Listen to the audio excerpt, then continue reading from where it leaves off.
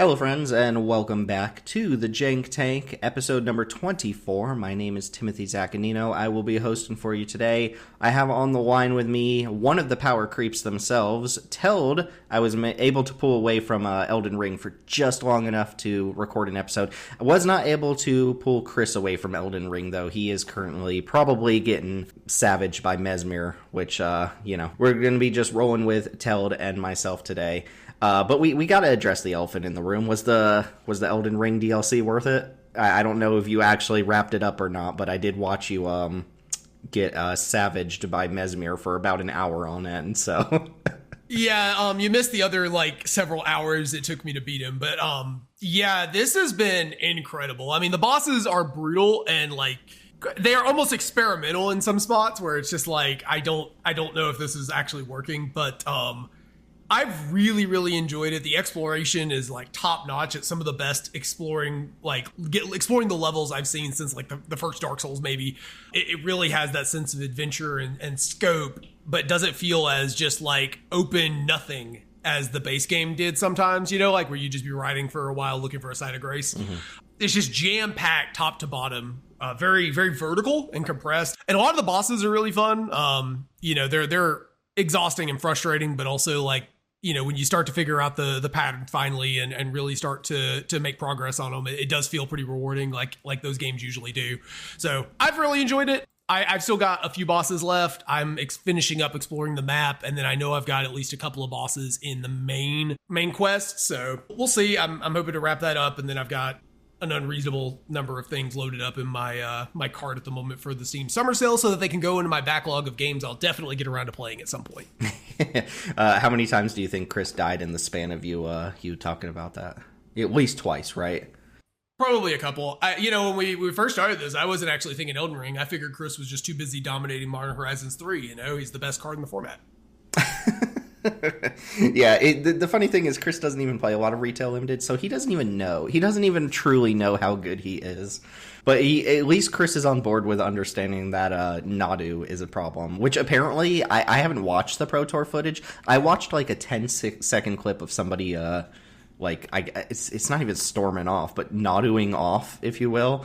And wow, what a miserable card.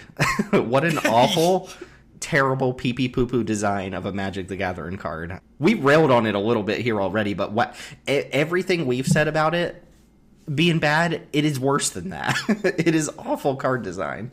Yeah, I'm very glad we weren't, that we weren't foolish enough to put that in the cube or anything. No, that would have been a terrible not. decision. Yeah, terrible decisions, which we have to have a conversation as a cube design team here about when we're going to allow an obviously broken card to be in our cube, because we did it with Nadu, we did it with Thonian Nightmare, which is another card we have to remove. Our single card discussion here in a second is probably a card that warrants a second look. I think we have a responsibility to not play cards like Nadu knowing exactly what they're going to do just because they're cool or unique. Cool or unique is not an excuse to play absolutely insanely broken cards. And oh my god, Nadu is maybe the worst card design outside of actual cards that don't work or early Magic cards. I think Nadu is the worst card design I've ever seen.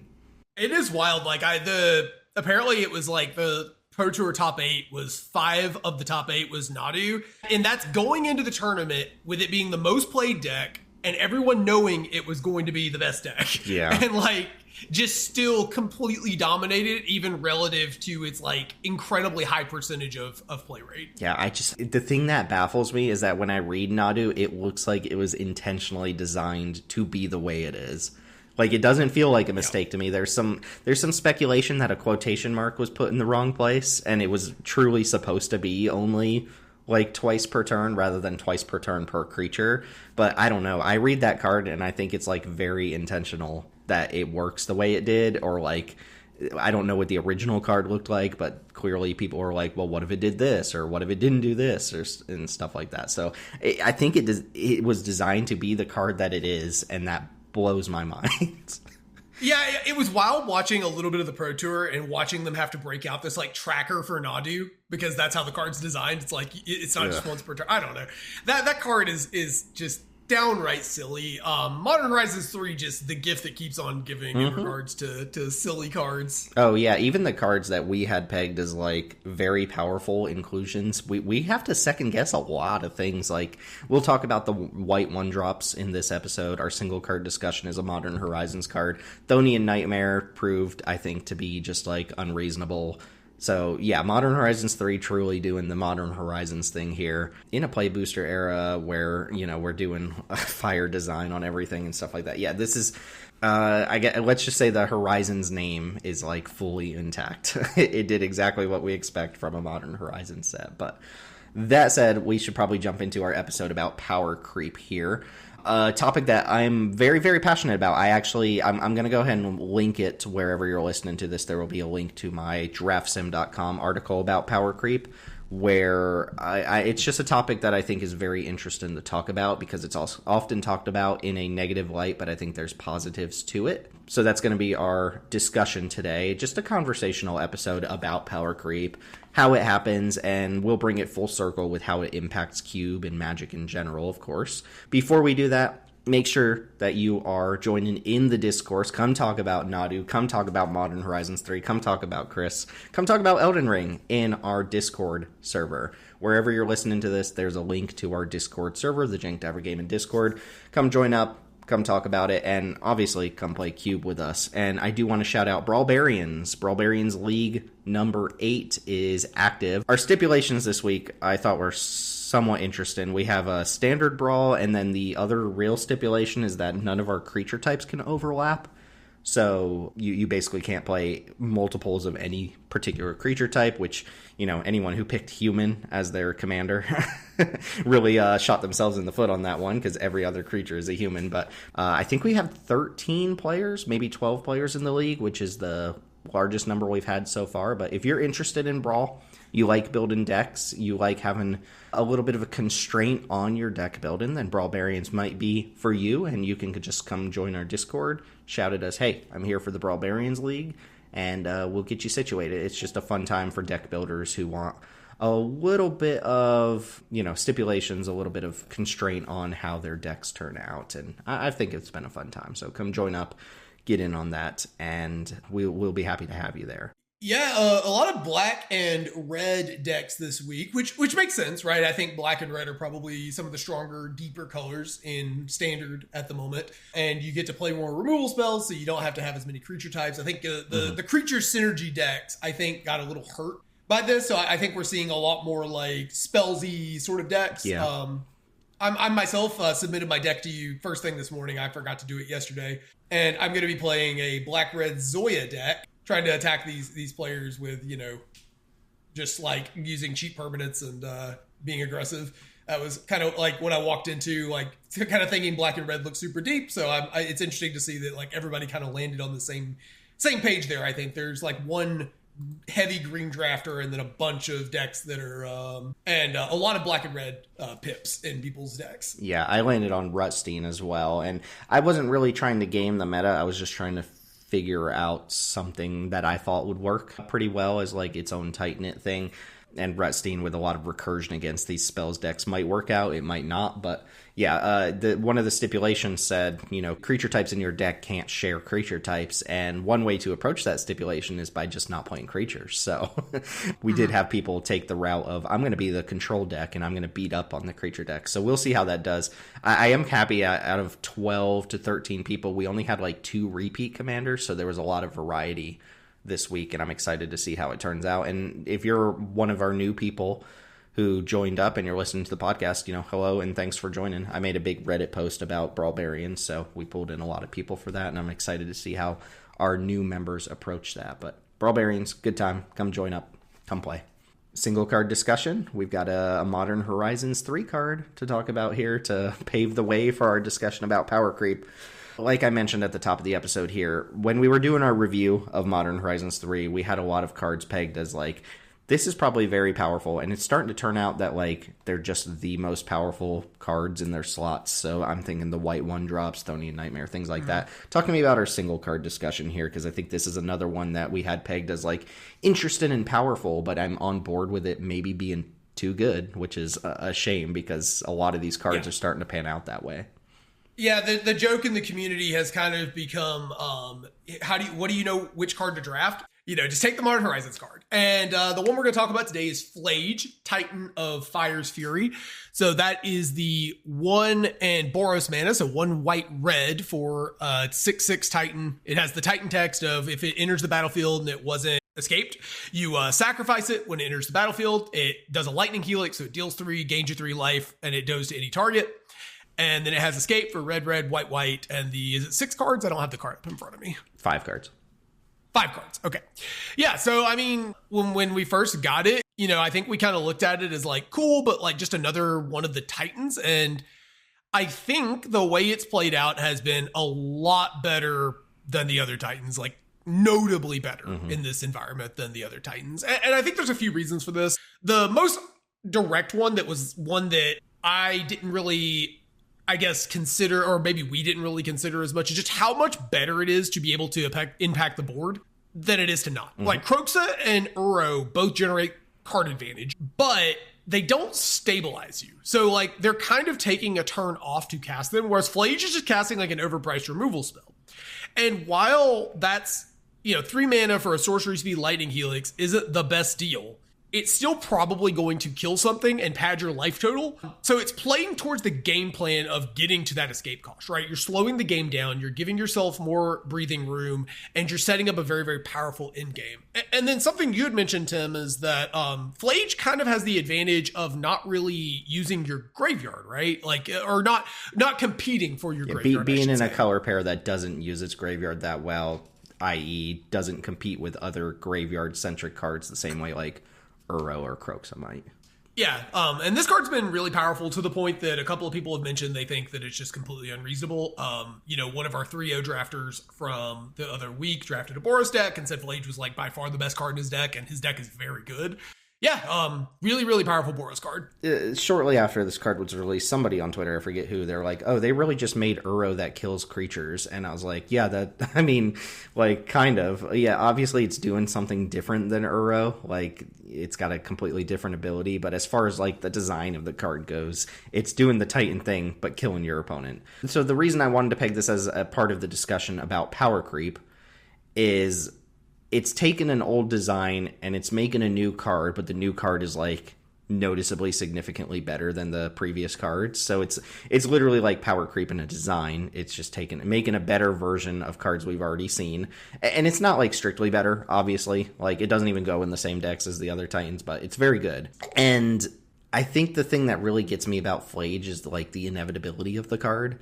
Is just, first off, like red-white, like you said, there's not a lot of competition with its graveyard. By the time you get to the point where you can escape this card, like you probably have the resources to escape it. Red and white lend themselves actually fairly well to filling up the graveyard naturally. Like they're not doing any incidental mill, but you have a lot of rummaging effects, discard effects, stuff like that. But also, like, red-white naturally just plays creatures that have to trade off with your opponent's stuff. They're playing lightning strikes and bolts and stuff like that. Spells that go to the graveyard. Like, it's just naturally filling up its graveyard. By the time you get to the point where you could escape a Flage, you probably have the resources to do it, at least the first time. And, like, the play pattern of play this on 3, kill a thing, gain some life, stabilize long enough to get to the late game. That's all fine, but sometimes you even go like on 7 mana, play this, gain 3 life, kill a thing, escape it immediately, gain 3 life, kill a thing, and now if you untap with it, it's threatening to kill another thing. Like this just kills creatures on attacks, which is wild to me that it can target your opponent's creatures as well. I don't know about you, but I didn't have this pegged as problematic when we brought it into the cube, but after playing with it, seeing it in action, like, way better than it looked. I think we've mentioned before about how, like, Uro and Kroxa are good cards in our environment, but not cards that we've really been concerned about. A lot of times you aren't able to survive long enough to escape them, or you aren't able to leverage that, or you do it one time and then your opponent kills it and you move on with life. Flage just kind of bypasses all these problems. Like you're just never killing maybe not never, but you're very rarely killing your Flage opponent, like after they cast it. They get such a life total advantage and they get such a board advantage. And then like it's kind of like Inferno Titan with like a buyout mode and also gains life. Mm-hmm. Like if you think like it's got some restrictions restrictions, obviously, but the card just kind of plays out like Inferno Titan, but like better. Yeah, you can also just like ship it to your Inti and things like that, like all your discard effects, and have it later on down the line without losing like your overall card advantage and stuff like that. Not that you would ever do that. Like, I can't imagine I don't just want to cast this and then escape it, as opposed to like discarding it and then escaping it. Like, just casting it is so good. Unless your opponent literally starts off with 3 mana 2/4, which is not unlikely these days. Like, you're probably going to get value off of the ETB enough that you want to just hold it in hand, even if you have the option to like discard it for value later on or something like that. So yeah, Flage has really like caught my eye in the matches that I've seen it in as like, oh, that might be like a little bit too oppressive. So we're going to keep an eye on it. This is not like an immediate cut the same way like Thonian Nightmare and Nadu should be, but I do think it's like next on my chopping block, though. There's an argument we're going to make later on for like, you know, if we're just cutting every single card of this power level, at what point are we supposed to just be playing all the cards of this power level, you know, rather than saying like everything is too good now, we can't play any of it. But that's a discussion for later in this episode. But yeah, Flage, I have my eye on you. I have 2 eyes on you. The card is incredibly good in cube environment and retail limited, as it were. But let's go ahead and jump into our power creep discussion here. So I did want to start off by just saying like, what is power creep? And I think it's pretty straightforward. Like, the name itself kind of tells you what it is, but for anyone who's like, I wonder exactly what they're talking about, I think the best way to describe power creep is the gradual increasing efficiency and effectiveness of cards over time, specifically in card games that have like expansions, right? And power creep notably is not a Magic the Gathering only issue. Every game that has expansions and expands over time is going to have power creep. It's happened. You have a note here about Yu-Gi-Oh! Like, I think Yu-Gi-Oh! Is like peak power creep. If from what I remember, I haven't played Yu-Gi-Oh! In like over 10 years, but I think Yu-Gi-Oh! Is like a poster child for how power creep can just like change your game. Yeah, so I mean, if you've ever played Yu-Gi-Oh, especially if you played like old school Yu-Gi-Oh, where it was back when, you know, the original anime was around, it was like, you know, you played creatures, spells, and traps. I played a lot more in what was called like the Synchro era. So it was like after they made what were called Synchro monsters, you could basically use your extra deck, and you had a lot of like big creatures you could bring out of there, and it made the game way faster and play differently. And like there's been like 4 other eras since that, but every time it's just the level of what your decks are doing just completely changes the game. Like, you watch them now, and I like watched a world championship game, and the first like it's common now for games to last 3 turns, where that is my turn, my turn, you're dead. And you just watch these players literally play like 20 cards in a turn, and like the answers to those cards are all free spells, and these cards with like weird lines of text about like, if your opponent has played 7 cards in a turn, you can do this. And it's like, that's just normal for modern Yu-Gi-Oh! And it's so like the game in every era just looks nothing like the original game. Whereas I will say, like, you could watch a game of Magic now, and you could take someone from the 90s and they would still be able to like grasp what was going on, even if it was like fairly complicated, right? Like the fundamentals of the game have not changed, which is not true of games like Yu-Gi-Oh! And even to an extent like Legends of Runeterra in its short lifespan, like really got wild on some of the card designs. So just the sheer level of like what the cards are doing, I think in Magic has been mostly restrained up until about the last 5 years. I think the last like 5-10 years of Magic, like it's gotten a little wild, but up until then, I actually think Magic was like well noted in the community for being a game that they were very restrained on how they crept power. Yeah, it's accelerating these days. Like, power creep from year to year over the last 5 years has been pretty blatant, I think, pretty obvious. I mean, chalk that up to the Fire design era, right, which I believe started in 2019, 2020, so it makes sense, like, that last 5 years tagline is kind of what we associate with, like, accelerated power creep these days. But, yeah, take like, cards from 1999, compare them to cards from 2019, and it's like, wow, like, Magic is such a stronger, faster, more efficient game these days.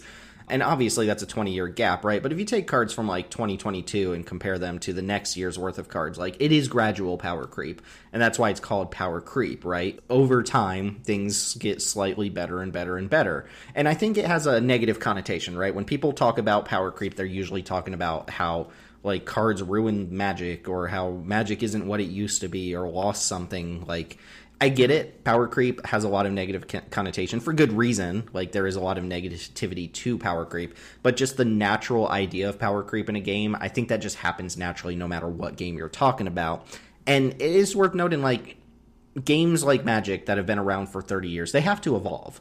Like, they have to push the envelope from time to time. Otherwise, they get stale. Like, if you maintained the exact power level of a set from, like, 2014 for the next 15 years, people would probably drop off and get a little bit bored if you just never push the envelope. So it makes sense that the designers want power creep to some extent.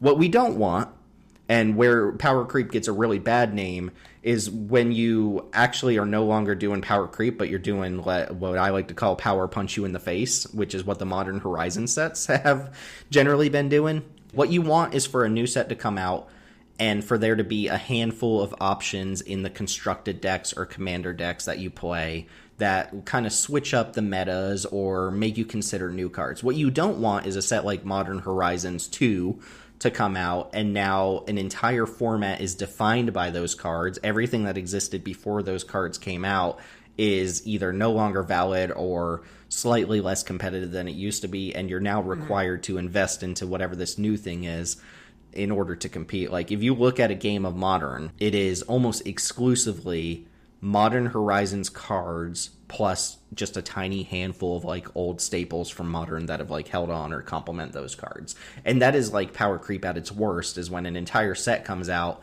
and that set redefines, like, an established format. 8, 9, 10 years of an established format has been overturned overnight by the release of a single set. That's, like, terrible power creep. That's power creep at its worst, is like, all of this is happening at once. Here's a bunch of powerful cards. Here's your Ragavans. Here's your Pitch Elementals. Here's your Urza Saga. You're playing a new format now. And that's especially bad for people who actually have to, like, pay to construct decks. You know, there's money involved in it. I think the Modern Horizons sets are obviously the worst about this, and I think this is where they have such a negative connotation to them in the community about power creeping, is, like, Modern was historically, you know, a bunch of, like, cards people remember from Standard. They were a bunch of cards that, like, they went through different formats, so people had, like, those memories associated with them, right? And there was a lot of nostalgia with the format, and it was, like, obviously very powerful and very fast, and had, like, new intricate ways of like, that's what like really good these older formats, non-rotating formats, their advantage is being able to take cards that were printed 10 years apart and combine interesting synergies to create new combos that weren't available, right? But the problem with that is that it means that also cards are slow to enter the format, decks are slow to change, and so WotC ultimately needed a way to force people to, you know, get new cards. And these Modern Horizon cards just pushing out all the old formats, staples, and all the old cards that people have spent a ton of money on, and just completely rewriting the format every time a new one comes out is really, really miserable, to be honest. Like, do you remember what Modern looked like before the first Modern Horizon set came out? I mean, vaguely. Like, my immediate answer was, yeah, I remember, but I'm like, no, actually, I don't think I do remember. All I can think of is Modern Horizons cards. Yeah, and it's been a while, you know, it's been a while since Modern was truly a non-rotating format, and it sort of feels like, for a lot of people who I know a lot of people who loved Modern who I used to know, they kind of dropped out of the format because they just felt like Modern was turned into a rotating format with the Modern Horizon cards. And they felt like they had kind of been betrayed in a way. And, like, it was like they were cool with power creep from Standard sets, but just, like, when you make a set that's intentionally meant to shake up a format, like, that's always a little questionable. It's always a little sketchy. I get the reasoning behind Modern Horizons, and, like, some of the designs are really, really cool, especially for us in the Cube community where, like, we don't have to care about constructed. But those cards do wreck formats. I mean, and, like, we just saw Modern Horizons 3, like, Nadu was just the card. It was the card of the entire format. Yeah. A lot of power creep all at once is usually not healthy for the game, but I would argue a little bit of power creep, like gradual actual power creep, is usually good for the game. It's how you get interested in designs. It's how you take a card like Windrake, a completely unexciting card, and you turn it into something that people will talk about at least. Like, you get your Holy Cows and your Hope Ender Quaddles. Whether those are actually good or bad or whatever, it does take an uninteresting card and make it into something interesting for people. So gradual power creep is relevant, and it is good for the game. It is healthy for a game to experience power creep, despite the fact that people usually talk about power creep in a negative sense, as long as it's not just like it completely obsoleting like everything that came before it. That's when power creep gets way pushed out of hand, or when it's just like you can't play a functional game of Magic because a certain card or set of cards is dominating everything else. And thankfully ban lists exist for stuff like that, and cube curation kind of helps you limit that. But I would argue power creep is not a blanket negative thing and should happen in any, ongoing healthy game with expansions. But it is something that we usually talk about in a negative sense. I did want to talk about some forms of power creep. There are some that are kind of more blatantly obvious, and then there's what I like to call the subtle forms of power creep. But I think when people talk about power creep, the first thing that comes to mind is just them printing strictly better cards, right? Like taking a card design and making it better in every single facet. So, obviously think Modern Horizons 3 gave us a card like Galvanic Discharge, which is notably way, way better than Strangle. And that means that there's really no reason to actually play Strangle anymore, even though we totally still could for density purposes. I'm blanking on like other strictly better versions of cards right now, but there's tons. Like at one point they used to print Altar's Reap like all the time. Every set had Altar's Reap, which was 1 in a black, instant, sack a creature, draw 2 cards. And they've iterated on that so many times with things like Deadly Dispute, Eviscerator's Insight, Fanatic Offering. Like, there's no reason to ever play actual Altar's Reap anymore, right? Village Rites exists as well. So you'll just never see Altar's Reap in any environment where you could play the other card. And that's kind of a tragedy, I think, of power creep, or rather strictly better cards, is that there's now a card that exists that there's no reason to play. Which I think people think is bad, but at the same time, I think it's like kind of necessary. Like how many versions of Altar's Reap can you make that aren't like without just making something that's actually strictly better at some point? You do have to make strictly better cards at some point. You can't make a game with 30,000 different cards and not tread on, 20-year-old cards at least some amount of the time. That's just a feat that the game designers aren't going to do. So we should expect strictly better cards to come along. It's healthy for the game to see that in moderation. But I think people normally think about like strictly better cards as like a negative. Like you're obsoleting something from Magic's past. Yeah, I mean, the Village Rites example, I think, is a good one because we had, like you said, like 10 different versions of that effect, but then they got Village Rites and they got it correct. They got it right. They got the power level, the efficiency to where it needed to be a competitive card. And then you have like cards like Deadly Dispute that are also really good, arguably better. And like these sorts of designs and iterations are sometimes taking a bad card and making a bad card into a playable card, which I think, is it a shame that we'll never play Altar's Reap for all the sick arts of all the various Altar's Reap effects that came out before? Sure. But also, like, isn't it nice to have a playable version of that effect? That's the other side of the coin is like, you have a competitive version. I think people have a lot more problem with it with something like Galvanic Discharge, where you take a good card like Strangle. Strangle has never had any problems. It's a really efficient card, kills most things, and you just made a strictly better version of it to the point that it is wildly better if you are playing it constructed as well. Like it gets really crazy. I play a lot of Historic Artisan, or at least a decent amount of it. In that format right now, these like half the decks we're seeing, it just looks like people are putting in the energy package of like some combination of like Galvanic Discharge, Amulet, and then like Tune the Narrative, Amp Raptor, whatever, your different energy pieces. Because Galvanic Discharge ends up being kind of like Swords to Plowshares in that format. Yeah, it's weird when they take a card that was already good and just make it gooder, make a better version of it.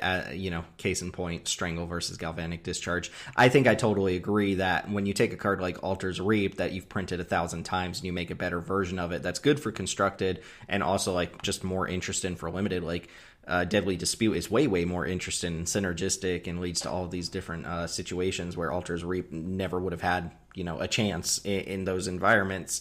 I think it's a good thing that the designers look at cards and say, how can we make this better to the point where this is actually a card people are going to play? Another kind of like archetypical card in that vein is something like Torment and Voice, There were like 10 sets in a row where we got Torment and Voice, which is, 1 in a red, sorcery, discard a card, draw 2 cards. Like, now we get Highway Robbery, and we get Witch's Mark, and we get we could go down the list. There's so many of them. There's the Battle. I think Torment and Voice, after a while, it's like, how do we make this card, like, how do we push the envelope on that card? And when there's intentionality behind it, like, how do we take a card that's dropped off a little bit in Modern Magic and make it just like a slightly bit better? I like that, especially when it's effects versus creatures, because the easiest way to make a creature better is by just increasing the stat line, which we'll get to. But when it's like an actual effect that's interesting and you can make it play in a different space, or you can give it a tiny little bit of upside with like your set's mechanics, I think that's power creep for the better. I think that's what you want your game to look like. And it's a little bit of a shame that, like, we're never going to see Bone Splinters ever again because Bone Shards exists, sure, but like, we played with Bone Splinters for like 10 years straight. Like, it's fine to take a different approach to that sort of effect and put down the Bone Splinters. Like, it's okay that cards have been around for 15 years like start to take a little bit of a back burner. I think it's also good for cube curators, because obviously in a constructed format, all you care about is the best version of that effect.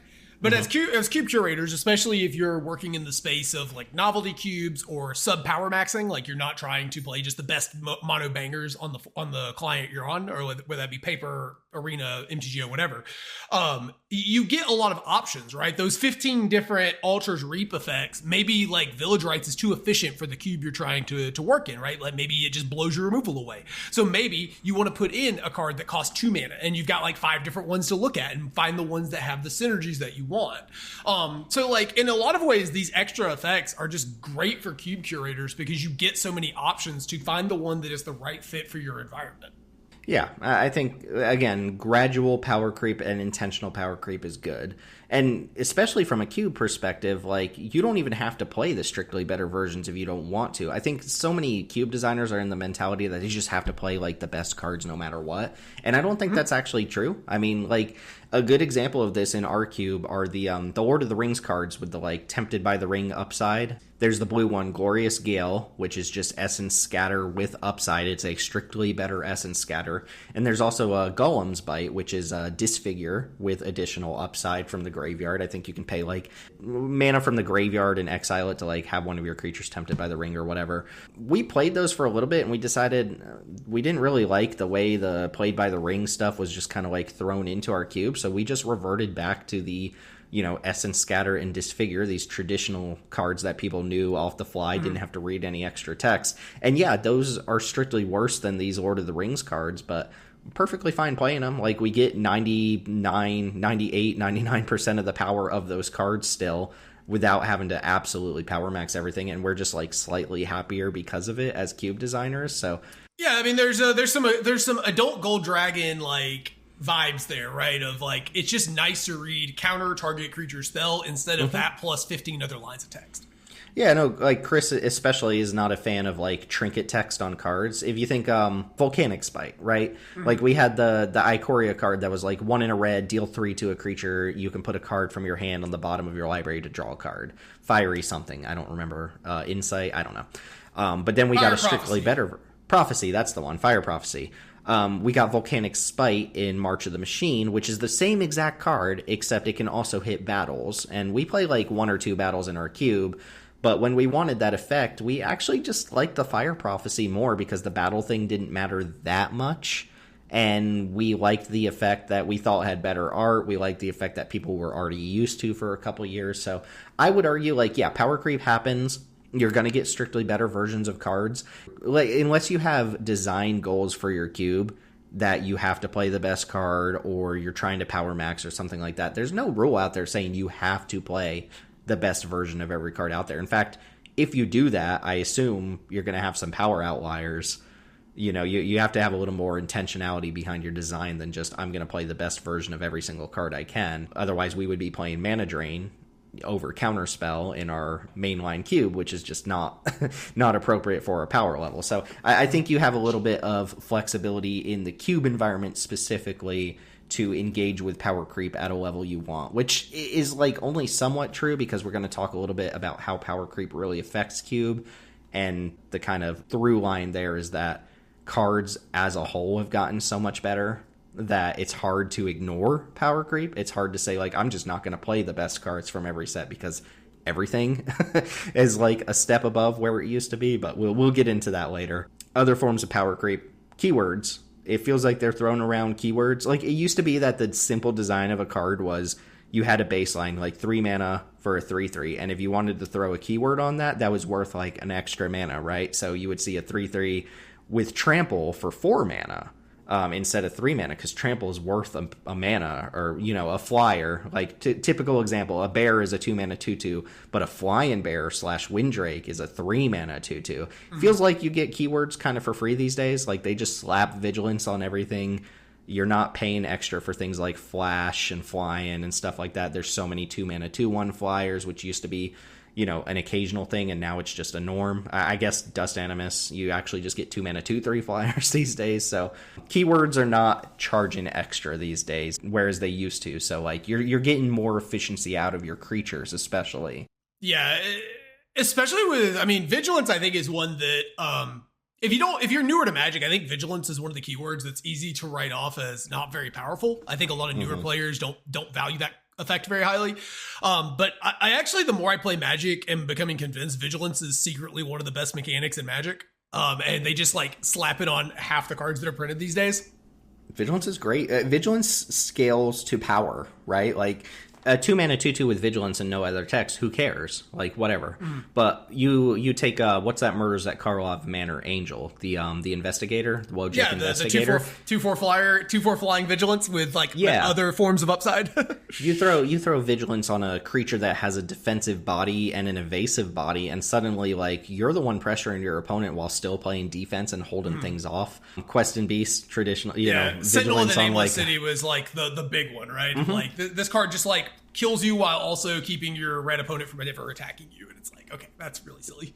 Yeah, the Argus Cost from Karlov Manor was like a 2/4 double strike with Vigilance. So yeah, the more powerful the card gets, the more likely Vigilance like plays into that card being more powerful. But like Vigilance on like random creatures is kind of whatever. Vigilance on defensive creatures, evasive creatures, very, very good. And I agree, like, people often don't like factor in Vigilance being worth like extra mana or something like that, but you just get it for free now. They throw it on everything gets Vigilance. What was this note here you had about vertical versus horizontal power? Yeah, so this is sort of something I've been trying to work into words, is like the spaces for power creep. So I think when we think of power creep, we generally think of what I would call vertical power creep. So this is just raw power or efficiency. This is going from Angelic Quartermaster to Aerial Auxiliary, right? You're just shaving a mana off the cost of the card. Or you're just taking a card that you were taking a 2 mana 2/2 and now you're making 2 mana 3/2s.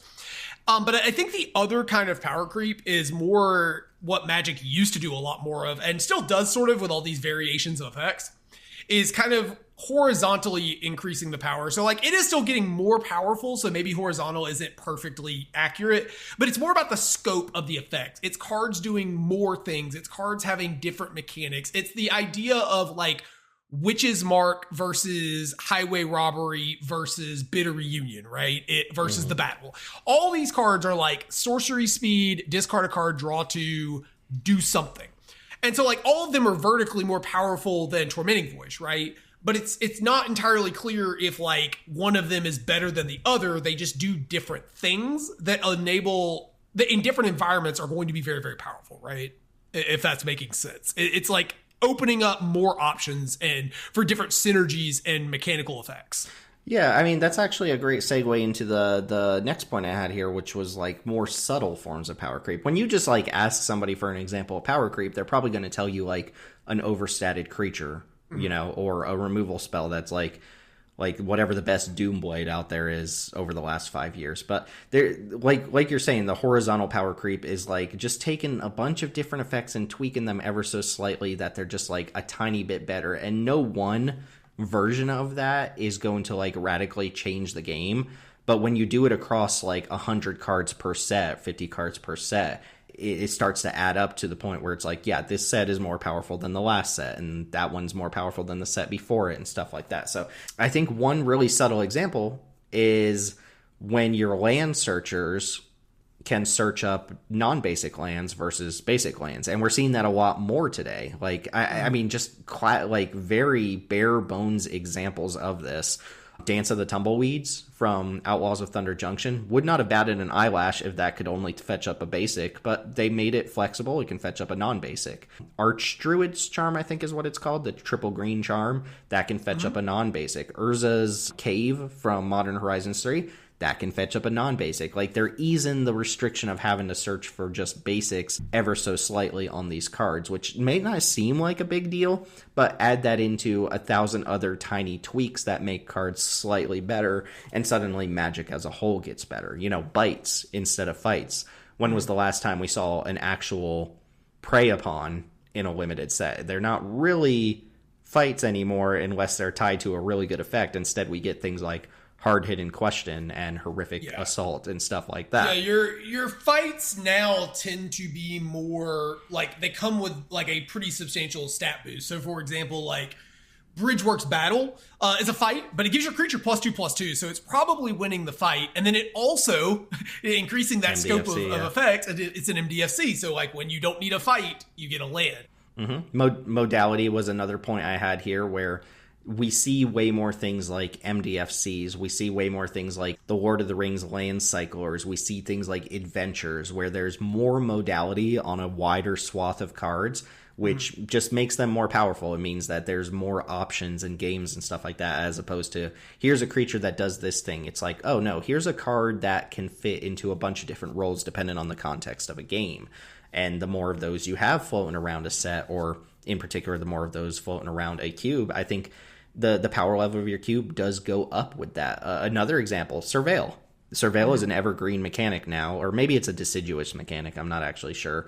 But like they keyworded it to the point where they can use it more often. It showed up on an entire cycle of tap lands, a very good cycle of tap lands in Karlov Manor, and we're seeing Surveil way more often than Scry. And that might not seem like a big deal, but that actually increases graveyard synergies. It makes the game more powerful. It means you have more action throughout the game because you have more card selection and stuff like that. And they just tack that on here and there and random places, and it all adds up to like, okay, the game is getting just a tiny little bit better because of that. Now add that in with the other things we've already talked about, and it's like, okay, everything across the board is getting a tiny little bump up. So Magic as a whole is actually getting a pretty significant bump up. You know, removal. All the removal spells from 2013 or 2014, like, they were killing creatures. That's what they did, and they were bad. But now the removal spells, they're very flexible. They're actually very efficient as well. Removal creep is real as well. But remember when Hero's Downfall was like a $20 card? Oh, I remember. Oh, I absolutely remember selling a Hero's Downfall for like $15 cash. Yeah.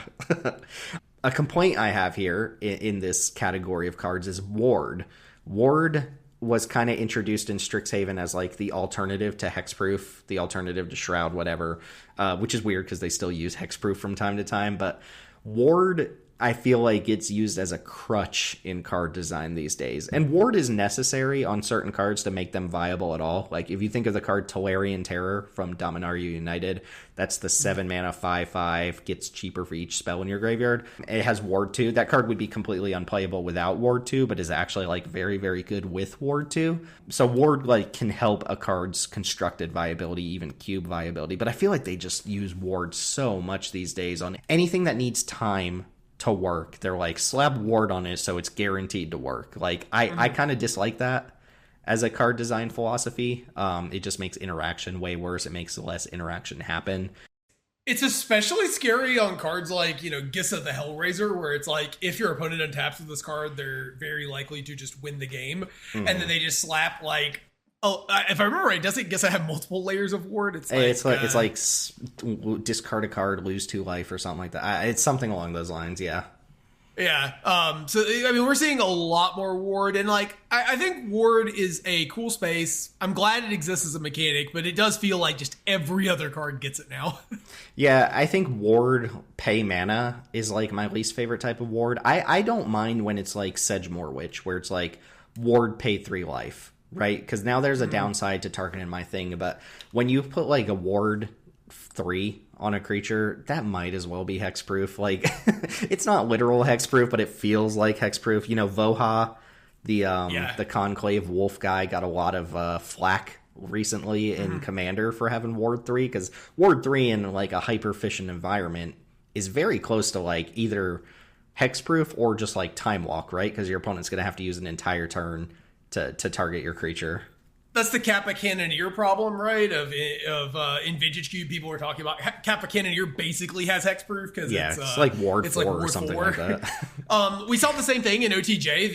The 7/7 Armadillo just comes down and is like very free. I have died multiple times in that format because your opponent plays it and my removal spell costs 3 or 4 mana, and like I just don't have 7 mana to like lasso by the law plus pay 3 to like get through the ward, and it's like, okay, well, I guess we have died. Like, yeah, it's funny too because I find Ward 1 to be the most annoying thing you can tack on a creature, but it's like it's obviously more manageable. But when I see Ward 1, I'm like, man.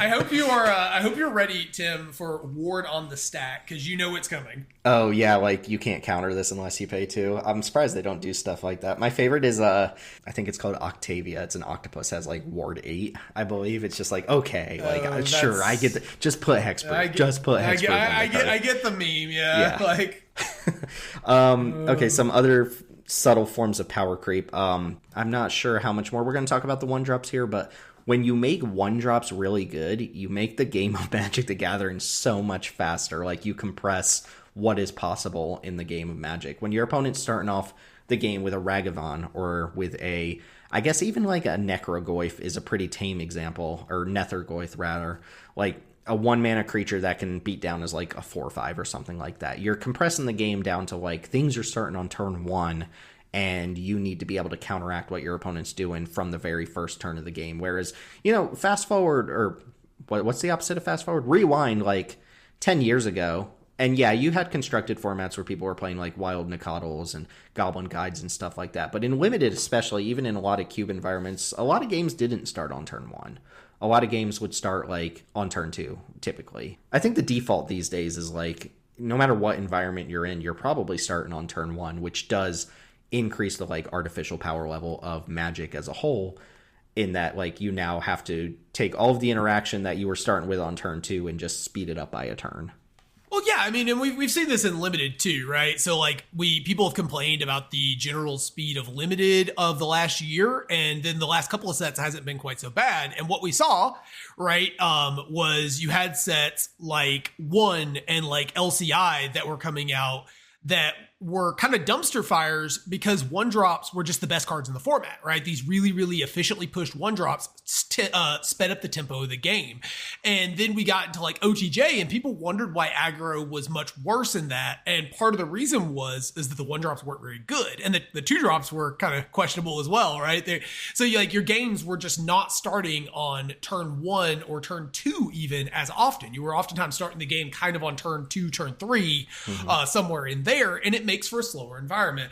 And if people who think back long time ago now to the original Zendikar, considered at that point one of the fastest Limited formats ever. And like when you look at Black has Vampire Lacerator, which at the time was an absolute monster. It's a 1-mana 2/2, and you lose a life every turn, but like it's coming out of the gates attacking on turn 2, you know?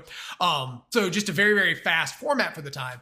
And so there's a correlation here. The better your 1-drops, the more all the sets where 1-drops are really good, when you look at like the 17 lands data or just play experience, and like 1-drops are really powerful, that set is fast. The worse the 1-drops are, the slower the format is. And I don't think that's necessarily the worst thing in the world, is to have like people actually playing 1-drops on turn 1. Like, it feels kind of appropriate. And there was always like Land of Warel, like there were always ramp decks and aggro decks started on turn 1. Sure. It feels like everybody starts on 1 now. Even the blue decks, like you would think a blue deck is playing a tap land and setting up for turn 2 or just like holding up a force spike or something. But the blue decks are often playing like a Siren Storm Tamer or what's the fairy, Sleep Curse Fairy in our cube. Like the blue decks can get started on one hard evidence, just get on board, things like that. So good 1-drops are exciting. Like that's the other side, right? Like there's a downside of like it makes and maybe not even a downside if you like aggro formats, like formats starting on turn 1, like fast formats, But yeah, I mean the other side is like 1-drops being good is interesting because it means you get more plays too. Like 1-drops don't just impact turn 1. Stuff like where you can fit a hard evidence in later into your curve on like turn 4, turn 5, and you spend very little mana to get it into play. It feels good because it lets you feel like you got to do more things during your turn. Yeah, I mean, what doesn't feel good is when a 1-drop can dictate the entire game, like a Deathrite Shaman or a Ragavan. But I think those are like outliers in the 1-drop. Guide of Souls, Ocelot Pride. Yeah, I think those are more outliers than a lot of the other stuff we're talking about. Like not every set has like an absolute absurd 1-drop. Look at the State of Red. Look at our episode on the State of Red in Cube. But yeah, when 1-drops are very, very good, they can be problematic. When they're just good, like just regular good, capital G, like I think they're actually more fun for the game. People like to use their 1 mana on 1 instead of just letting it go to waste. Couple other just quick things. I mean, utility lands have gotten better. Think of like the Triomes and the cycling on the Triomes. Think of the Surveil lands and the utility on those. Think of how many cycles we have that just come in untapped and stuff like that. Exile effects, like it feels like every red spell exiles instead of destroys these days. We already talked about modality. One thing I really wanted to bring up here was the rectangle theory. Credit to the Lords of Limited for that. I think specifically Ethan Sachs on that one. Rectangle theory is kind of like this joking thing that Ethan used to talk about or still talks about, where like cards that come in and make another game object are just like objectively almost always good. So think like your Thraben Inspector, right? It's 2 rectangles. It's a creature and it's a clue, and those like just always seem to perform well. And there's a lot of that going on in modern Magic. Talk about complexity creep, which is a whole different discussion, but efficient cards that are already kind of good that make another piece of cardboard, another thing to track, another game object for all the synergistic things going on. Like we see tons of that. Think Hard Evidence, a 1-mana spell that puts 2 tokens on board, Posse Boss, 3 tokens in 1. Siren Storm Tamer is another blue example of here's a creature and here's also a game object for later on. And I think MH3 went like way overboard on the efficiency of these cards, because if you think about a Johnny, which is, 3 power and 3 toughness across 2 bodies for 1 card. If you think about Marionette Apprentice, which is 2/3 worth of stats, one of which is a Blood Artist across 2 cards. If you think of Writhing Chrysalis and how that makes 3 bodies for 4 mana for some reason. Ocelot Pride is a 1-mana creature that can spit out a bunch of bodies. And then you go back to like Orcish Bowmasters, like they're really pushing like the rectangle cards these days. And it can be hard to keep up with that, like from a complexity perspective, but also like if you're putting 2 game objects on board every single turn of the game and your opponent isn't keeping up with that, like that they're going to bury you at some point with that sort of card design. Like if that's everything that's going on in Magic, like that is going to bury people who aren't doing something similarly. Yeah. Some other ones that I had noted is like we're seeing a lot more now of cards adding to hand instead of drawing to get around hoser effects. Or the flip side of that is blue cards rewarding you for drawing cards. So think like Prof's Eidetic Memory is probably the most obvious example, but there's stuff like Fairy Vandal's an older one. There's Imricle's Messenger from the new set. So cards that pay you off for drawing cards to kind of offset the fact that there are hoser cards that exist. And then removal having like upsides tacked onto it. We see that a ton these days with cards like Wither and Bloom from Modern Horizons 3, right? It's got just this little upside of being able to put a +1/+1 counter on something. You're seeing now like the set we saw like Murder with like gain a little life attached to it. We're seeing things. Yeah, exactly. We're seeing a lot of like these little upsides on cards, and all of those little upsides end up adding up. Yeah, and I mean, we can't talk about power creep without talking about like kind of the main proponent of power creep, and that is the stat lines. The stat lines on creatures. We've talked about this actually like a decent amount on some other episodes, so I have this kind of pegged as a small portion of this episode, but stat lines across the board are either average or above average. They're very, very, very rarely below average unless you're getting like a really good utility creature of some sort. So if you look at our cube, the Jank Diver Gaming Cube, the only creature I can think of that doesn't fit the bill of like good stats for its mana cost is Delny, Streetwise Mentor, and that's because it has some really cool build around potential, and it's proven itself to be worth the hit to the stat line. Chris said something on a recent episode that really stuck with me. He said, I think we were talking about Free Strider Lookout, the 3-mana 3/3 reach from Thunder Junction that whenever you commit a crime, you get a land from the top 5. Mm-hmm. And when we were talking about that card, he said something to the effect of like, utility creatures need to have good stats these days too. And I think that really rang true that like, even if your creature's offering like mana utility or extra upside, you still kind of need it to be like a 3-mana 3/3. Like you just can't get away with 3-mana 2/2 with upside unless it's really strong upside like a Land of War Visionary. Yeah. Well, Land of War Visionary, guarantees, gives you a little bit. It's a Mold Drifter. It's just a Mold Drifter that makes mana. Yeah. So yeah, that stuck with me. You just, I mean, you can't play like a 3-mana 1/1 with like upside because you're just going to die to your opponent's 3-mana 3/4s and 4-mana 4/5s. And the stat line we see most often these days that I think has been problematic, 3-mana 2/4. So think like Preacher of the Schism, think 6, think Wojek Investigator, think Chrome Host Seed Shark. So many 3-mana 2/4s.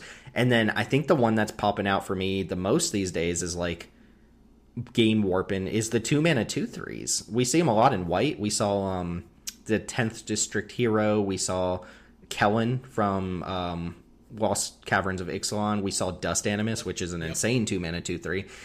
We've seen some previews from Duskmourn. Red is getting a 2-mana 2/3 in Duskmourn, which is wild. Like, I just would never expect to see a 2-mana 2/3 in red, but what does that mean? I guess I'll throw this to you. Like, why is that a problem? Why are 3-mana 2/4s and 2-mana 2/3s a problem for us?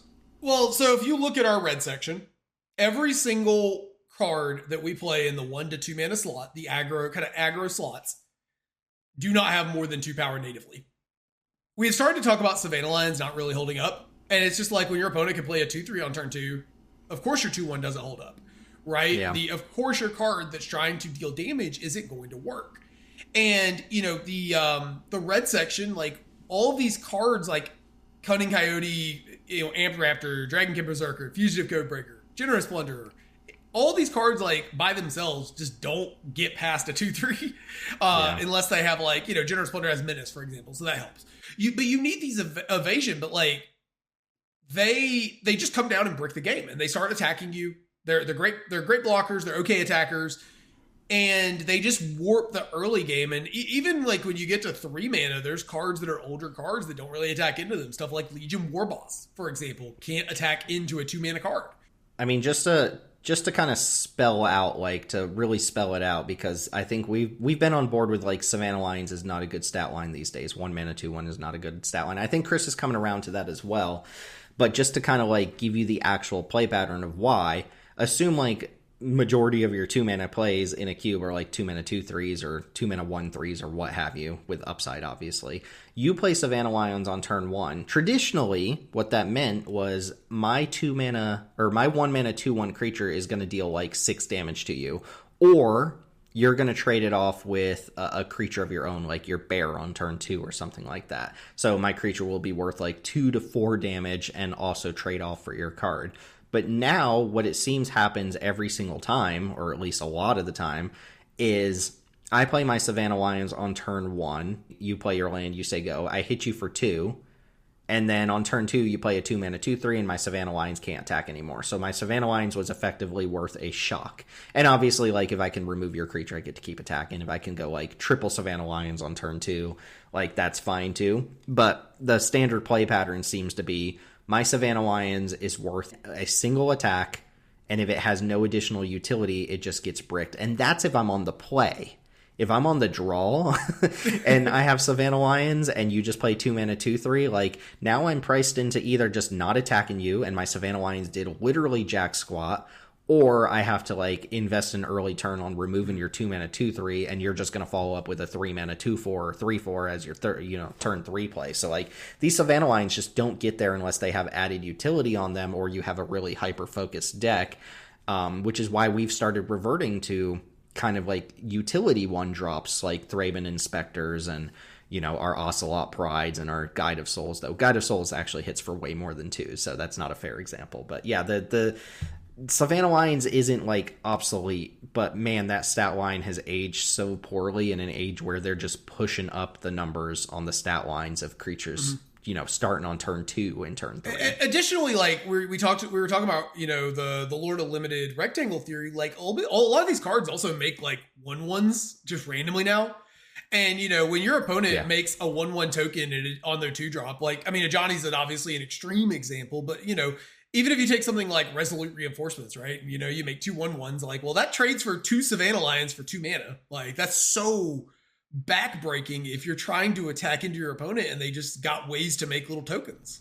Yeah, I think another problem, like inherent issue I have with just giant stats on creatures, especially when you're pushing power for like no extra mana, like you're making 4-mana 5/4s or whatever, 3-mana 4/3s with upside, is it really accentuates like the mana issues that you have from on occasion. Like when creatures have an extra point of power for no additional cost, you just die a turn sooner if you ever stumble on your mana. It really feels like in the modern age, if you miss your 3rd lane job, you should just like scoop up the game and just play a different game, because like you're just gonna die so fast to things. And we're not even talking about like this super hyper efficient 3-drops that we've railed on before, like Adeline and stuff like that, Lelia and things like that. Like we're just kind of talking in general. Like creatures are just big these days. They hit hard, they hit fast, they often have keywords associated with them, they often have ETBs or extra utility. So if you ever stumble on mana on like turn 2 or 3, like the game essentially ends. Like the game is essentially over, and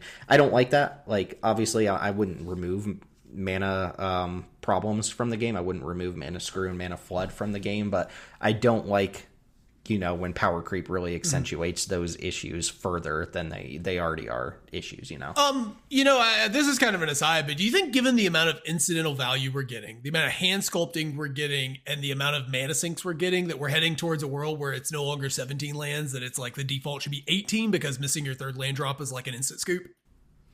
I would say I have no idea. I would say if they're going to keep giving us utility lands, like good utility lands, things that, lands that do other things or can be used in different manners, then I could see a world where we just default to 18 lands. I don't think, even if that was like mathematically correct, there's no way Magic players are going to start playing 18 lands in their deck. That's true. Like, it's hard enough to get them to play 17.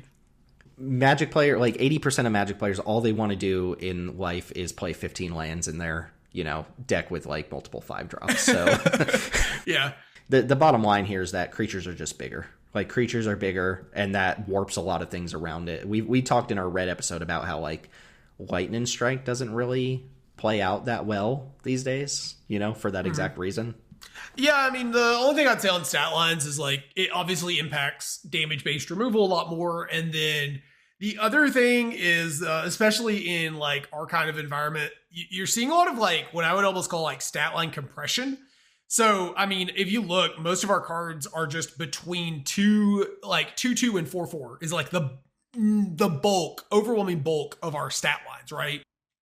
And so it does actually, one of the advantages of that, I guess, is like these bigger stat lines mean that if you are just a little bit bigger than everything else, like a Horned Lockwhale, part of the reason why it overperforms is that like a 6/6, even by these larger stat lines, because everything is also getting more efficient, we're seeing a lot more 2s and 3s and stuff than we are the big drops.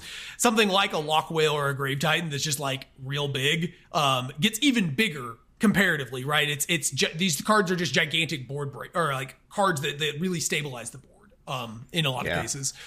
Lockwhale is actually just like a great example of everything I'm talking about here. And it's not like Lockwhale is a busted card or anything, but it's got that modality. It's an adventure, so it's like there's more options with a very single good card adventure, in your hand. mind you. It has ward, it has ward on it. Just why not? Ward 2, slap that bad boy on there. It's a big creature for blue. I mean, you wouldn't think 6 mana 6/6 is big, but for blue, like a blue utility creature, that is big. So yeah, that card like kind of encompasses a lot of what we're talking about. Not that I think like Horned Lockwhale is like the poster child for power creep or anything like that. No, but if you are listening and you don't rate this card very highly, at least in our environment, like maybe bump it up in your pick order. This card like should be a signal that blue is open. Like just as an aside, like this. Yeah, I don't like to give Teld. I don't like to stroke Teld's ego very much, but that was a Teld suggestion for our cube, and I think it's like one of blue's best cards in our cube. So that's your one compliment for this Sunday.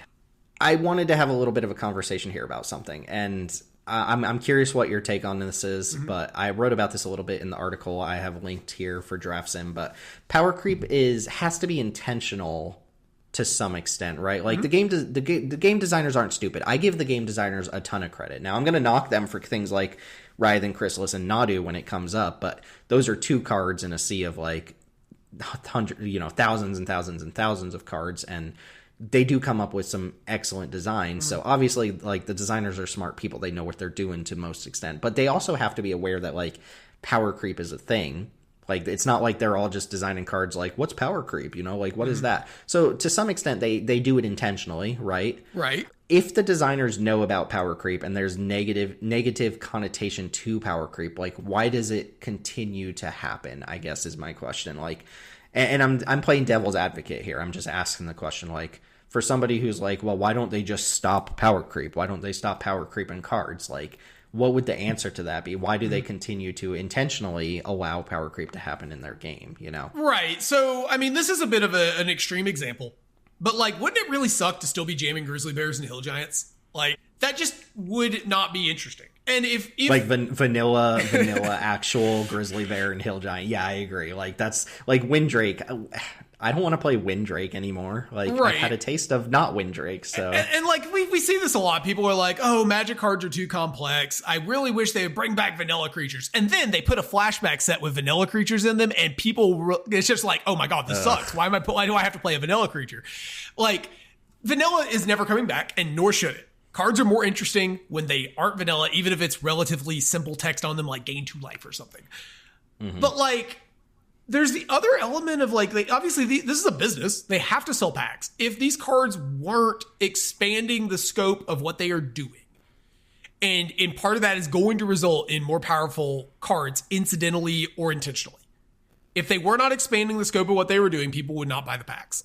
And then our game that we care about would die. That is what happens if you try to remove power creep entirely, is Magic dies. People don't buy cards. And so, I think people are too quick to jump that power creep is bad. Like, Magic, managed power creep is good. Managed power creep is something that results in more cool cards being made, right? Like, when Snapcaster Mage was made, we were all in shock at how much they pushed that card.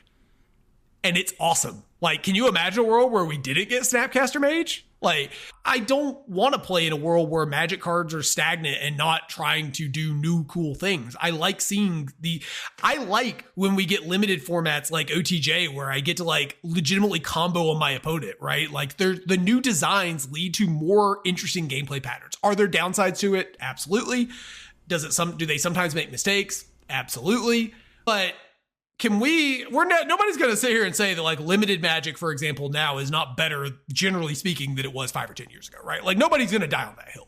I mean, I started playing Magic in 2014 and 2015. So like, there's like an era from like 2014-ish to like 2018-ish where like Magic sets kind of had a similar feel to them, a similar expectation. But I would take modern day Magic design over those sets any day. And part of that is fire design. Part of that is like, there's just way more interesting stuff going on and they're pushing the envelope. And part of it is also like, I grasp the complexity. I can understand how like the increased complexity of like commons and uncommons might actually push like newer players away. And I think that is actually like a downside to power creep in general, complexity creep rather. It's a little bit of a tangent there, but for people who desire like complex gameplay, like you'll take this all day. You'll take Outlaws of Thunder Junction all day over Born of the Gods or whatever. Yeah, I mean, look, I've said before that I thought KTK is one of my all-time favorite limited sets.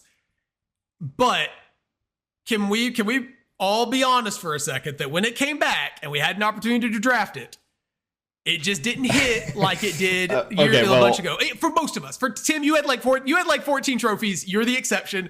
But if you look at the trophy, trophy leaderboard for that set for our Discord, it's like Tim has like 14, and then the next highest is like 3 trophies or something. So I played that one a lot, obviously, and I still defend Khans of Tarkir. I know Banjo Thulu also was defending it, but I think a good example that like everybody agreed on was War of the Spark. Because that came back not too long ago. I think it was right before Thunder Junction, and people like yourself, me, Harold, Kieran's, we were all in the chat like, oh, let's try out War of the Spark, and like we were one draft in, like all of us, we were one draft in. We're like, we don't want to play this. I don't want to play this set. Dominaria 2018, one that me and Chris have classically like said, this is one of the best sets of all time. It's one of our favorites. Used to be, I think, individually our actual favorite set, but you go back and play Dominaria 2018. It is a fine experience on its own, but you can't help but feel like when you're casting Cloud Reader Sphinx as the best blue common in the set, like a 5-mana 3/4 flyer Scry 2 on ETB, you can't help but like think of the modern day equivalents of those cards and like how much cooler they are and how much like maneuvering of different cardboard and stuff goes on these days. Like after you've cast a Behold the Unspeakable, you can't go back to Cloud Reader Sphinx. Yeah.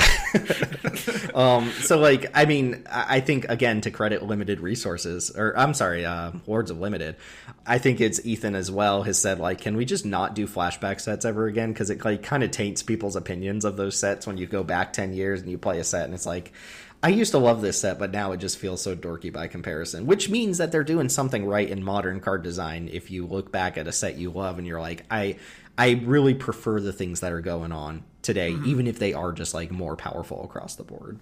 Yeah, I agree. I think people are too quick to jump the power creep is bad. Now, I think, you know, the Magic as a game is just better because of it, even if it does have some downsides.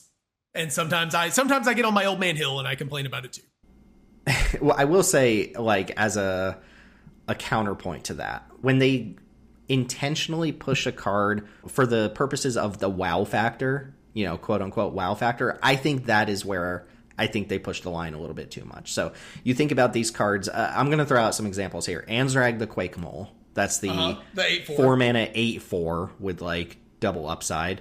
Yargle and Multani. These aren't even like amazing cards, but they kind of highlight the point I'm making. Yargle and Multani. 6-mana 18/6, I think is what it is. Like, come on now. Colossal Rattleworm from Thunder Junction. That's the 4-mana 6/5 trample, can flash it in if you have a desert, and has a graveyard ability as well. Like, those cards, they are very clearly going for some sort of wow factor that I think actually like backfires a little bit. Because yeah, you see that card, I mean, Anzrag was spoiled. I was like, holy shit, an 8/4 for 4, and it does this and it does this. Wow. But then, like, in practice, the cards either, you know, kill it or win the game. And it's like, that's not very exciting. That's not very interesting at all. Yeah, I mean, I to a certain extent, I vibe with this. But and the rattlesnake or rattleworm can go ahead and get right out of my boot. I don't like that. It's one of, I think it's of, I would almost rather my opponent play a railway brawler than the rattleworm, to be honest. Like, sure, I don't like the flash. It comes in and eats my best creature, even though it's really obvious when they have it. But I will say, as annoying as cards like Anzrag was, first of all, I don't even think Anzrag was that good. No. But also, I got to live the dream. I can't remember if it was a Currents or Roha, but I was drafting like over their shoulder. I was watching them draft, and we got to put together the Anzrag Tristani combo in Limited, which, if you don't know, Anzrag is like when it deals damage, when it becomes blocked, or when it becomes blocked, right? You get to get an extra combat step, and Tristani can give it double strike. And so you attack, and they're either taking 16 to the face and dying, or they're blocking it, and you're going to kill their creatures because they don't have enough stats to block, and then you get to do it again, and you just win the game.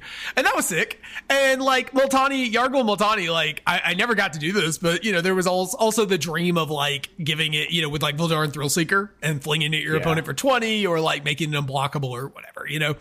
So like these cards are like, I get it, they are big, stupid, flashy cards, but like, there's also, you know, I think there's interesting things like going on there, even with like something that's just like an 18.6. Like that's hilarious. Like an 18.6, it was terrible. 18.6 is awful. Yeah, well, it wasn't even a good car. Like you often wouldn't even take it in packs. Yeah, it's funny to me where they're just like put big number on this card, and it's like I don't know, like Ansarag, if you made that card like a 5/4 and kept everything else the same, and that was like how it was initially spoiled, I still would have been like, wow, that's a really cool card. But when you make it like an 8/4, it makes me feel like you're trying to like manipulate me into thinking this card is really cool or something like that. Like I get it, the card is cool, just make it cool. You don't have to put a giant number on it, because sometimes like your opponent just stumbles and you're like 8/4, you're dead. You know, like I really dislike that sort of stuff. I think I just like I have less animosity towards those cards, because most of the time in those sets there's also stuff like, you know, Breach the Multiverse or Gruff Triplets or some other nonsense card that's just like that's actually just insane. Like, you know, yeah, like Colossal Rattleworm, as good as it was, isn't even like a top 10 card in that set when you have like Bonnie Paws and Terror of the Peaks and things like that. Yeah, but it's also worth noting, like as far as like the question, why does power creep keep happening? Sometimes the designers just miss. Like I give them a lot of credit. I'm big fans of their work. Obviously, I play this game and love this game, but sometimes they design a card and they just miss. I think Nadu is a great example of like, I don't know how they got to the design that they got to on Nadu, but clearly they did not think out certain lines. And that's okay. You cannot expect the game developers to like think out every possible situation. Now, Nadu is an extreme example, because when you show that to the masses, every single human being who looks at that card is like, what?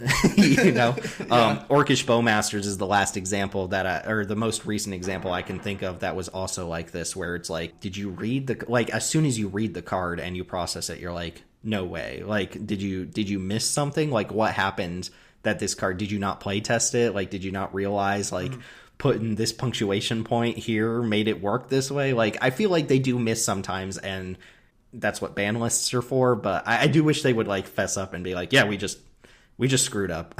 We didn't realize this was going to work this way. They never actually say that, but they do miss sometimes, and that can lead to like unintentional, very powerful power creep with cards like Nadu and Bowmaster. Yeah, the last time I can recall them admitting that they missed was, do you remember Saheeli Felidar combo back in Standard? Yeah. Mm-hmm.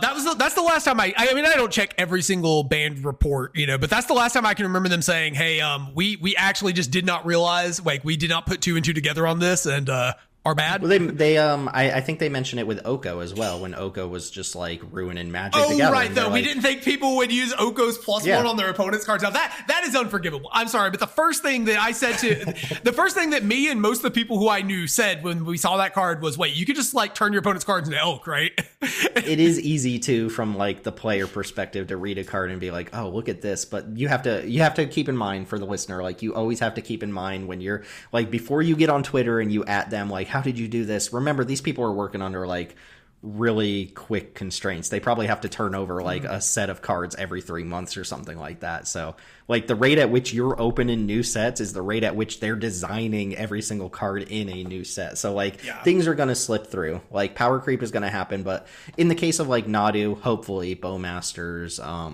things like Oko and the Felidar combo, like incidental combos and stuff like that, they have the ban list to help correct that sort of thing. And obviously in a cube perspective, like you don't even have to play a card if you consider it to be too busted. Like we don't play Bowmasters, we don't play Nadu, because why would we? We're not going to make our environment worse when we have complete creative control over the cards that actually appear in our environment. So that is a subtle transition to our last point, which, let's bring it full circle. We're a cube podcast. How does power creep affect cube? Well, I mean, obviously things get more powerful over time, right? The unrestricted cube, or rather the mainline cube, is way more powerful now than it used to be when we first started it. And yes, part of that is the limited card pool on Arena, but also just like the majority of the cards we play now are from the last like 5 years or so anyway. So like it's keeping up with what Paper Magic cubes look like anyway. There's a couple trickle down effects from this. I put the little quote here: "Kill your darlings." I think one of the kind of negatives of power creep, or at least something that bothers people about power creep, in Cube, I know this comes up a lot in vintage Cube discourse, is when a classic card that everybody likes just doesn't make the cut anymore. And it feels bad, right? It feels really bad. Some examples from our Cube were Liliana of the Veil, Primeval Titan, Vendilion Clique, which, we still actually play Vendilion Clique, but these are traditionally powerful cards. They're well-known cards. They're cards that people enjoy casting and playing and have fond memories of, and they just are not good enough if you insist on playing cards from modern Magic sets, which is a shame. Because the alternative is like, I'm going to play it anyway. I'm going to play Liliana of the Veil because I just like Liliana of the Veil. The problem is somebody at your table, some new drafter is going to draft Liliana of the Veil, and they're not going to keep up with what other people are doing. They're going to lose more often because the card just isn't as good as it used to be. Yeah, I will say, like, of these, I think Primeval Titan is in a bit of an awkward spot. It's not so much that the card itself is bad. This is a case of, like, we don't have and would not play the cards that are necessary to make that card good. That's true. If we had Field of the Dead in our Cube, Primeval Titan probably would be a lot better. That is true. Yeah, like when you're playing with those powerful utility lands that can like win the game on their own, or you got combo lands and things like that, Titan is still a powerful card. But that this is probably the downside of power creep for a lot of people, including myself to a certain extent. Like I've made mention, like Core Skyfisher and Sun Titan are like two of my favorite cards in Magic, and neither of those are going to be quite powerful enough, I don't think, for the main cube. These are cards that when you're playing in relatively powerful environments get pushed to the side.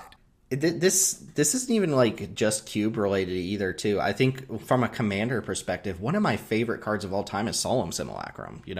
Four mana, which by the way, not good enough in cube ever anymore, but in commander, that was like a commander defining card for an entire era. And I would be like very hesitant to say that Solemn Simulacrum is still a staple in commander. It just isn't. Like, the game is so much faster and more efficient that if you're casting Solemn Simulacrum on turn 4, like, you're probably risking losing the game on like turn 5 or 6. And that's like a trickle down thing of power creep across all formats. But like, sometimes you have to let go of your favorites.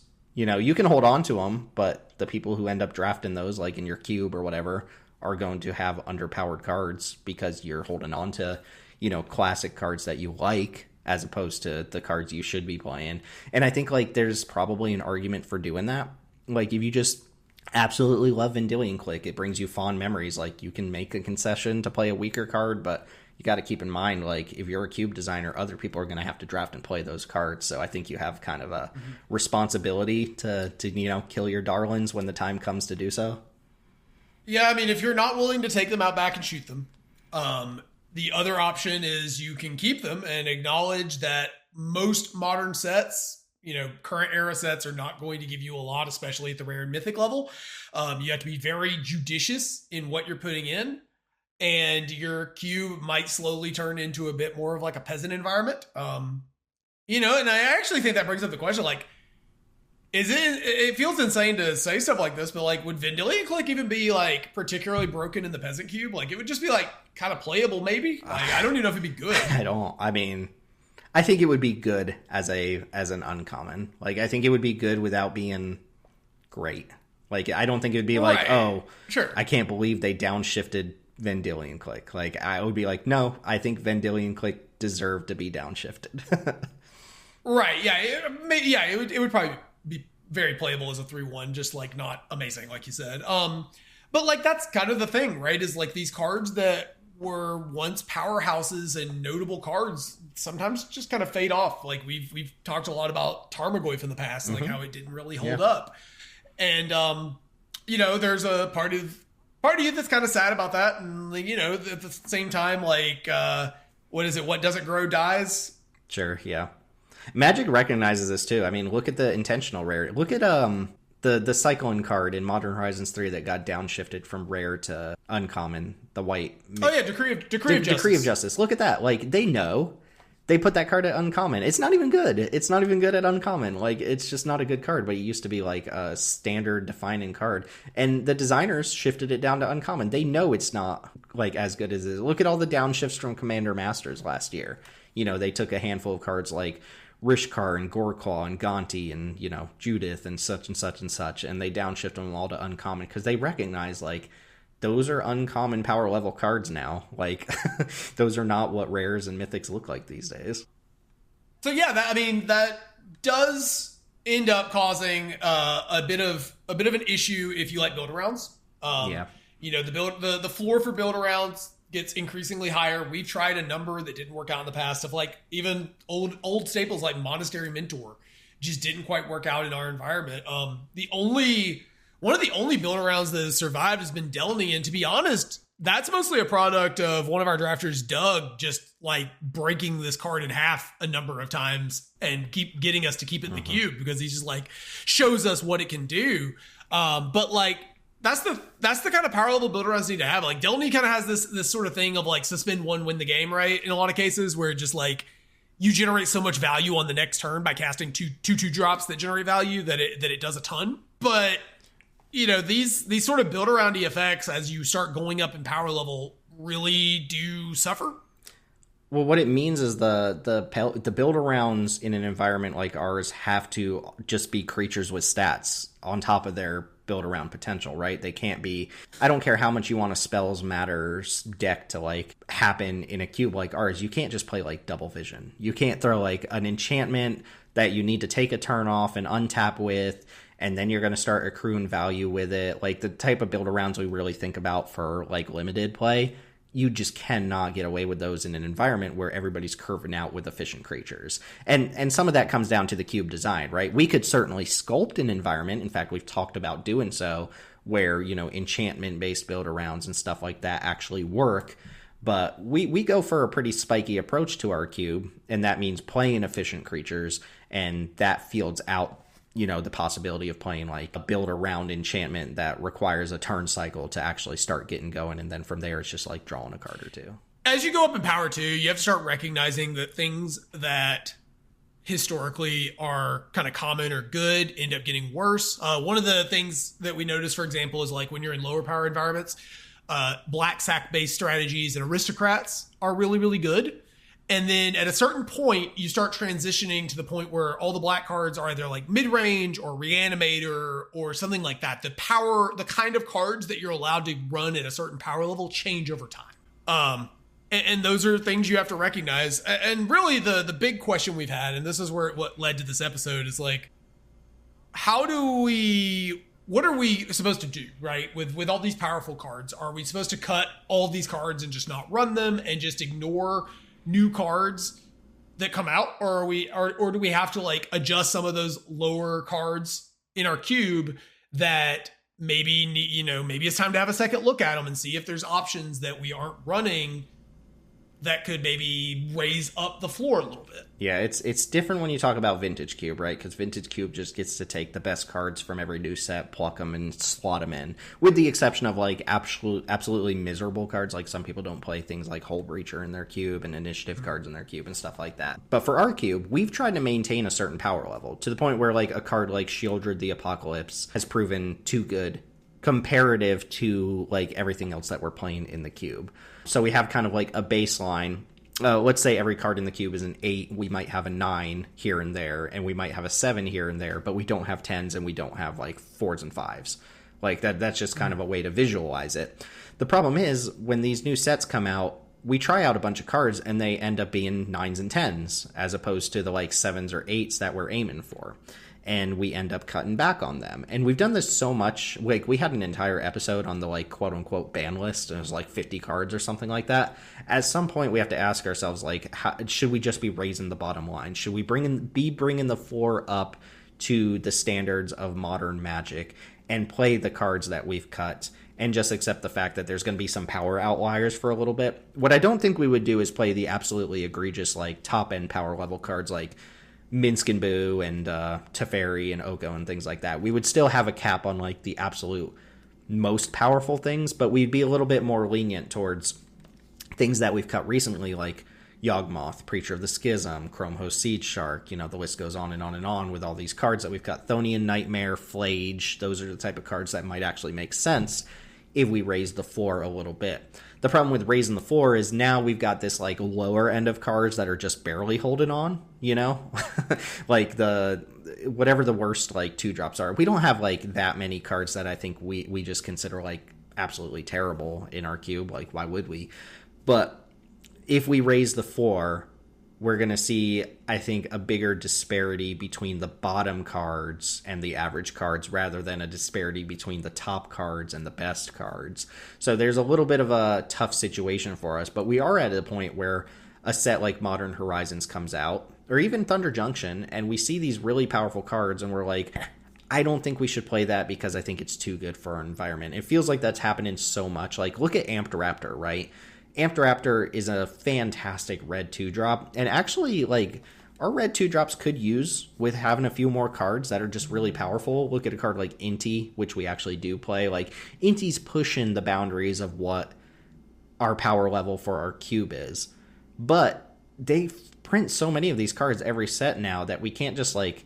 I mean, we could ignore majority of them. We could just say we're not going to play X, Y, and Z from the new set because we think it's above the power level of our cube. But at what point are we just like leaving 100 cards from every year on the table that could be in our cube if we just decided, oh, we're going to raise the bottom line, we're going to make the floor a little bit higher than it used to be? And that's a question I don't have an answer for. That's something that we talk about behind the scenes a little bit, but I'm noticing it more and more. And maybe it's a Modern Horizons thing where everything is just insanely powerful, so it's like accentuating this problem. But it does feel like we have reached a point where we cut so much from our cube, or we hold off on so much of our cube, and that's just the norm moving forward. That's how Magic sets are designed moving forward, so we shouldn't really expect it to come down. We should expect it to just get more powerful over time, and maybe we need to adjust our cube accordingly. Yeah, I think the Modern Horizons 3 problem is hopefully going to be a bit of an isolated one. I do expect eventually we're going to have to cut a few more of these Modern Horizons 3 cards from our cube, if I'm being totally honest. And I'm hoping that the next couple of sets will be powerful, but not this good. I don't expect. Can you imagine Bloomburrow is just the most powerful set of the year? Yeah, it's hard to imagine we'll get a more powerful set than Modern Horizons 3 this year or maybe next year. But even Thunder Junction was a really powerful set, though. Like, think of the cards we didn't play from Thunder Junction, like Bonnie Paul, you know? Mm-hmm. Yeah, so, I mean, it's a constant kind of tension between what we want our cube to look like, what we're leaving on the table, what we choose to run, that sort of thing. So I think what it ultimately comes down to, like an unspoken rule of our card design, is we don't want games to be dictated by single cards. Like, especially when it's like a 3 or 4 drop and that card say, I'm going to win the game on my own. Like a Sheoldred the Apocalypse or a Fable the Mirror Breaker, an Adeline. Like, those are the type of cards that can carry an entire game on their own. So we tend to avoid those, but it feels like so many cards are designed in that way where I think if we raise the bottom line and we like maybe just like open the floodgates and we play a lot of those all at the same time and we play the efficient removal to match it, like maybe they balance each other out, like people just smashing powerful cards into powerful cards. But that is going to leave like the lower 50 to 100 cards like really straggling behind because, you know, we are limited by the arena card pool as well. So we don't get to just pull through Magic's history and pull out everything that we would want for that situation. Yeah, so this is something that's going to be, I mean, this is a long-term problem, not necessarily something that has a short-term fix. But yeah, we're starting to see, I mean, we really are seeing it with Modern Horizons 3 where like, I do legitimately think all of the best cards, almost all of the best cards in the cube right now are Modern Horizons 3 cards. The one drop, we didn't even really talk about them. We touched on them, but the one drop white creatures, the Ocelot Pride and the Guide of Souls. Like those did not strike me as problematic in our set review. And I wouldn't even think the Guide of Souls would be if you're not playing it alongside other energy cards, but they're so good. For whatever reason, for however they pan out, whatever's going on to make them so good, they have consistently been like top tier white one drops. To the point where like they're really fielding out like your Savannah Lions or whatever other one drops you could be playing. It's like, wow, this is the evolution of a white one drop here. It's not a Savannah Lions with like a 4-mana activated ability. It's a slightly smaller stat line that pushes a huge amount of mid to late game advantage instead. Yeah, these white one drops are leading to some exceptionally snowbally starts as well. Like to the point that, we kind of had the simultaneous thing of we added these white 1-drops and aggro had been struggling. So we trimmed some of the most efficient removal, right? A couple of those really efficient removal spells. Yeah, we cut swords to plowshares, Well, yeah, but we've talked about, we're making an effort to like trim down from like some of the 1 mana removal. I don't know if like it sort of feels like these white 1-drops just kill you so fast. Like I know that like Ocelot Pride 2, Doug was doing some disgusting things with it in one of his decks where, and I think Carbon was as well, maybe, where they were like copying multiple tokens in a turn with like because you get so many pieces of cardboard on the battlefield so quickly that the Pride starts doing the double populate thing, and it just gets really, really silly. So I don't know, like it's kind of those cards are clear power outliers compared to other 1-drops, but then on the other hand, you got like Tameo is really good. Nethergoyf, some people have had rumbles about. I don't really see that one as problematic, but so we've got just this constant, this new influx of just completely game warping cards, and at very, very low mana costs. I mean, it feels like our cube is on the verge of like a small revolution at some point here, and we have to discuss like how we want to approach that, if we want to approach it at all. Like we could continue to kind of maintain the power level that we do, and we enjoy that, but it also means staving off a decent number of possible includes from new sets. So we'll have to approach that in the future. That's just an example of how power creep is affecting our cube and probably other people's cubes as well. But I am curious. This is like kind of an aside. It's not really about power creep, but are you aware of this set coming out, the MTG Foundations, that's coming out in November? All I'm aware of it is that people posted that apparently they're legal for like 5 years, and it's going to include Llanowar Elves and like Day of Judgment and some other cards. So it's kind of like it's being advertised as like a backbone of standard set, and it's going to have Day of Judgment and Llanowar Elves were 2 of the cards that were previewed. And they're going to be standard legal for at least 5 years, they said. And they're going to reevaluate in 2029 whether they will continue to be standard. But basically, you're going to see these cards that are kind of a package of cards that are always standard and legal no matter what. And I am curious, not necessarily about that set itself, but about how it's going to affect the design of sets that are also legal in the same standard. Because if you have Day of Judgment in standard at all times, there's no longer a need to print cards like the white sweepers that we've seen, like Shatter the Sky and Depopulate and stuff like that, right? Like maybe for limited you would do it, but like I'm very curious how this set that is always going to be standard legal essentially and is going to have like baseline effects like Llanowar Elves, like how is that going to affect the design philosophies of other sets? Are they just going to not make effects like that, or are they going to make more powerful versions of those effects? Like I'm very curious how this is going to affect power creep for sets that coexist alongside Foundations. Yeah, it's kind of like how much of the Foundations is intending to let them move the spreadsheet, so to speak, right? So like instead of having to have, okay, we need our cancel variant or whatever, it's that there's a cancel variant in standard at all times or something. Like I don't, and it's hard to say too, because like obviously cancel's not good enough. So is cancel the Foundations card? Because like then you're gonna have, I don't know, like I remember years ago they said Llanowar Elves is too good for standard, we're not gonna print it. And now it's like, now we're guaranteeing Llanowar Elves is playable for the next 5 years. So clearly they're walking back on that, but as a response to that, because they said that's a calculated risk. They know that's something they said in the past. But if Llanowar Elves is standard for 5 years straight, does that mean you gate the power of like 3 mana green creatures? Or does it mean you make super powerful green? Like you have to be careful, right? Because you just introduced this factor that's going to be present no matter what cards you print in the set. It's kind of like the Aetherflux Reservoir problem, or the Aetherworks Marvel problem they had from like Aether Revolt or Kaladesh or whatever, where it's like, this card exists and it can cheat game-breaking cards into play, so now we have to be careful of every card we print in standard alongside of it for, oomph amount of time. And it's like, man, I wonder if they're just shooting themselves in the foot with this Foundations thing, or if it means like they're just gonna... They have like different design philosophies coming up for future sets. Like I'm very curious the direction they're going to go, knowing that there are these like blanket cards that will always affect the playability of new cards and new sets. Yeah, I think there's also kind of a concern of like, are these Foundation sets going to be long-term prints? Because then if they print something into standard, it's say like a Mythic Rare, right? And it's a format defining card.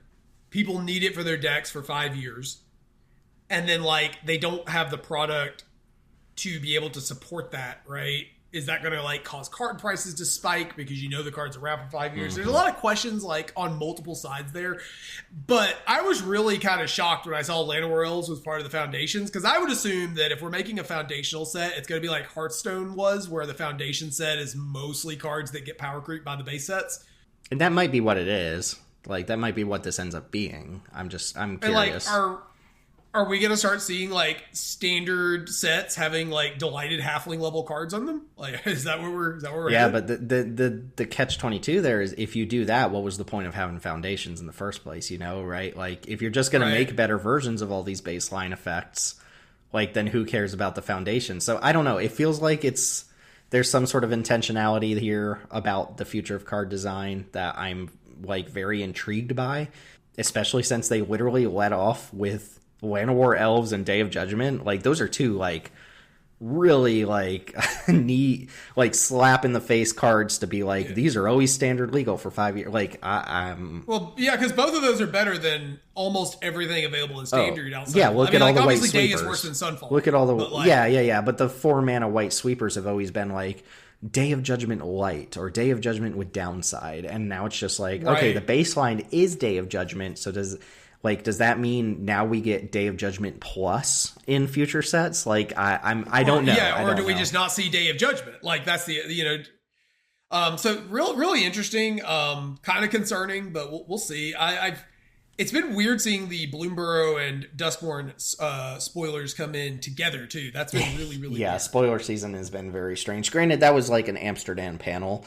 So I'm fine with them doing stuff like that. But like official spoiler season hasn't started. Though we do have like a set every like a month and a half to 2 months for the latter half of this year. So we're going to be doing some set reviews. But I have to say I am disappointed. It does not look like we're getting top hats in Dusk. Man, you notice we have a sign off about Assassin's Creed here, but they got hoods. We got hoods from Assassin's Creed. I know. All I wanted from the horror set was top hats. Yeah, they really scrubbed it on that one. The year of the hat is dead, folks. The vanilla test is dead, and the year of the hat is dead. Any other thoughts on power creep here before we wrap up? Not much here. Just that, just wrapping up what I thought is like, I think we've hit a point where power creep is in full effect. We're seeing a lot of interesting designs, but they are pushing the envelope. And, there's a lot of signals that maybe even more power creep is coming. I think would be the my thoughts on it. I mean, and that's going to impact Cube at large. And I think people who are like magic boomers types, for lack of a better word, are going to be... It's gonna be shocking, I think, over the next couple of years what we see, because like they've clearly shown no sign of stopping, and we're getting more and more elaborate limited formats, which means we're gonna have more and more opportunities for cards to slip through that are just completely broken. Mm-hmm. And the rate at which they release sets, like it's just more likely they're being overworked. Like maybe overworked isn't the right term, but like they have to push out more product faster, and they have to make more card designs. Like things are going to slip through. I think my big takeaway, or maybe not the big takeaway, but something I would encourage people to take away from this episode, is that not all power creep is bad. It is a very natural process for games like Magic the Gathering, especially one that's been around for 30 years. And you have to push the envelope at some point. Like, you don't want Magic to get stagnant. It makes sense for them to creep power, but there's a big difference between power creep and like Modern Horizons level power creep, where you're just like overturning entire formats. We like the gradual stuff. The gradual stuff is very good.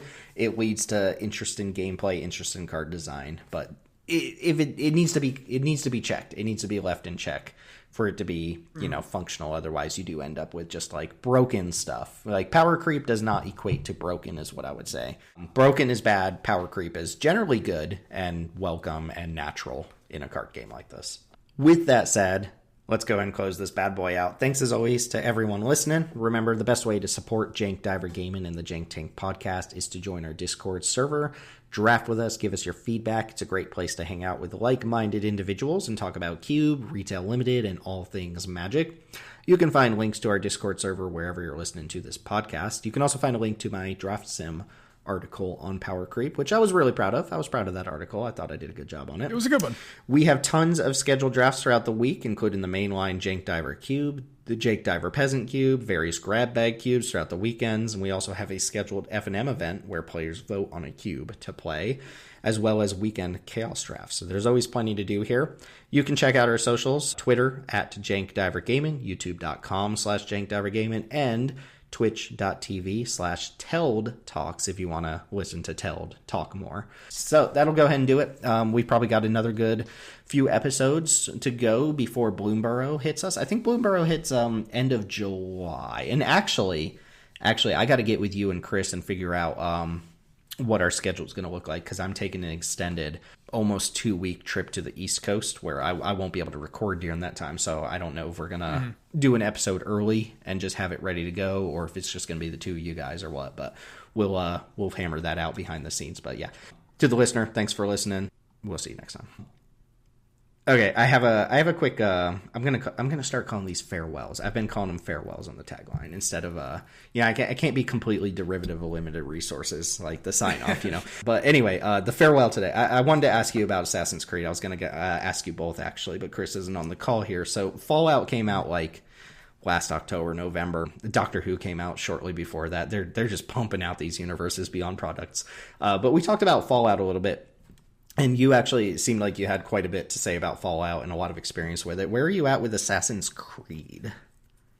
So never been a big fan. I dabbled in 1 and 2. Didn't really hit me. I wasn't really my kind of game. The only Assassin's Creed that I played to any extent was Black Flag, and my biggest issue was the pirate side of the game, where I got to like have a crew with a ship and all that and do all the piratey stuff. Was really, really fun. And then they kept making me go do this stupid assassin stuff throughout the game. So, that part lost me. I ended up not finishing it because of that. So I actually don't really vibe with what Assassin's Creed is selling. I think the some of the stuff that they've done like around that is kind of cool, but it's not really a game series I personally keep up with very much. Yeah, I dropped off with it at some point. I never played the first one. The second one, I picked it up like way after its popularity, but the second one, the trilogy, the Ezio trilogy, is actually pretty good from a storytelling perspective. Ezio's a great character, like definitely in the pantheon of like great magic or great video game characters. I don't know that there needed to be a whole trilogy on that one character. And then I played the two that came after it. I don't remember. Black Flag might have been 3 or 4. I don't remember. But I played Assassin's Creed 3 and Assassin's Creed 4. And then after that point, it became like very clear that like they were doing the Ubisoft like copy and paste formula. And, the games look pretty and stuff. But like after you play like 3 or 4 Assassin's Creed games, you really don't want to play more Assassin's Creed games. Like maybe somebody out there does, but like, I don't know, you can only collect so many feathers and like stab so many people and stuff like that. And it felt like they weren't adding a lot to the formula. From what I understand, there's like 12 games in the series now, like mainline games, and they just keep pumping these bad boys out. And I have heard some reviews that like Valhalla and some of the more recent ones are actually pretty good and have like kind of changed the formula around, but they've gotten away from like the original kind of storyline and things like that. So I haven't really felt compelled to go back and play these games. I kind of stopped after 4 and never really looked back. I haven't really been interested in it. Never really like a huge fan of it in the first place. So it's a little weird. I think that Magic like is always perpetually like 5 years behind like whatever's popular.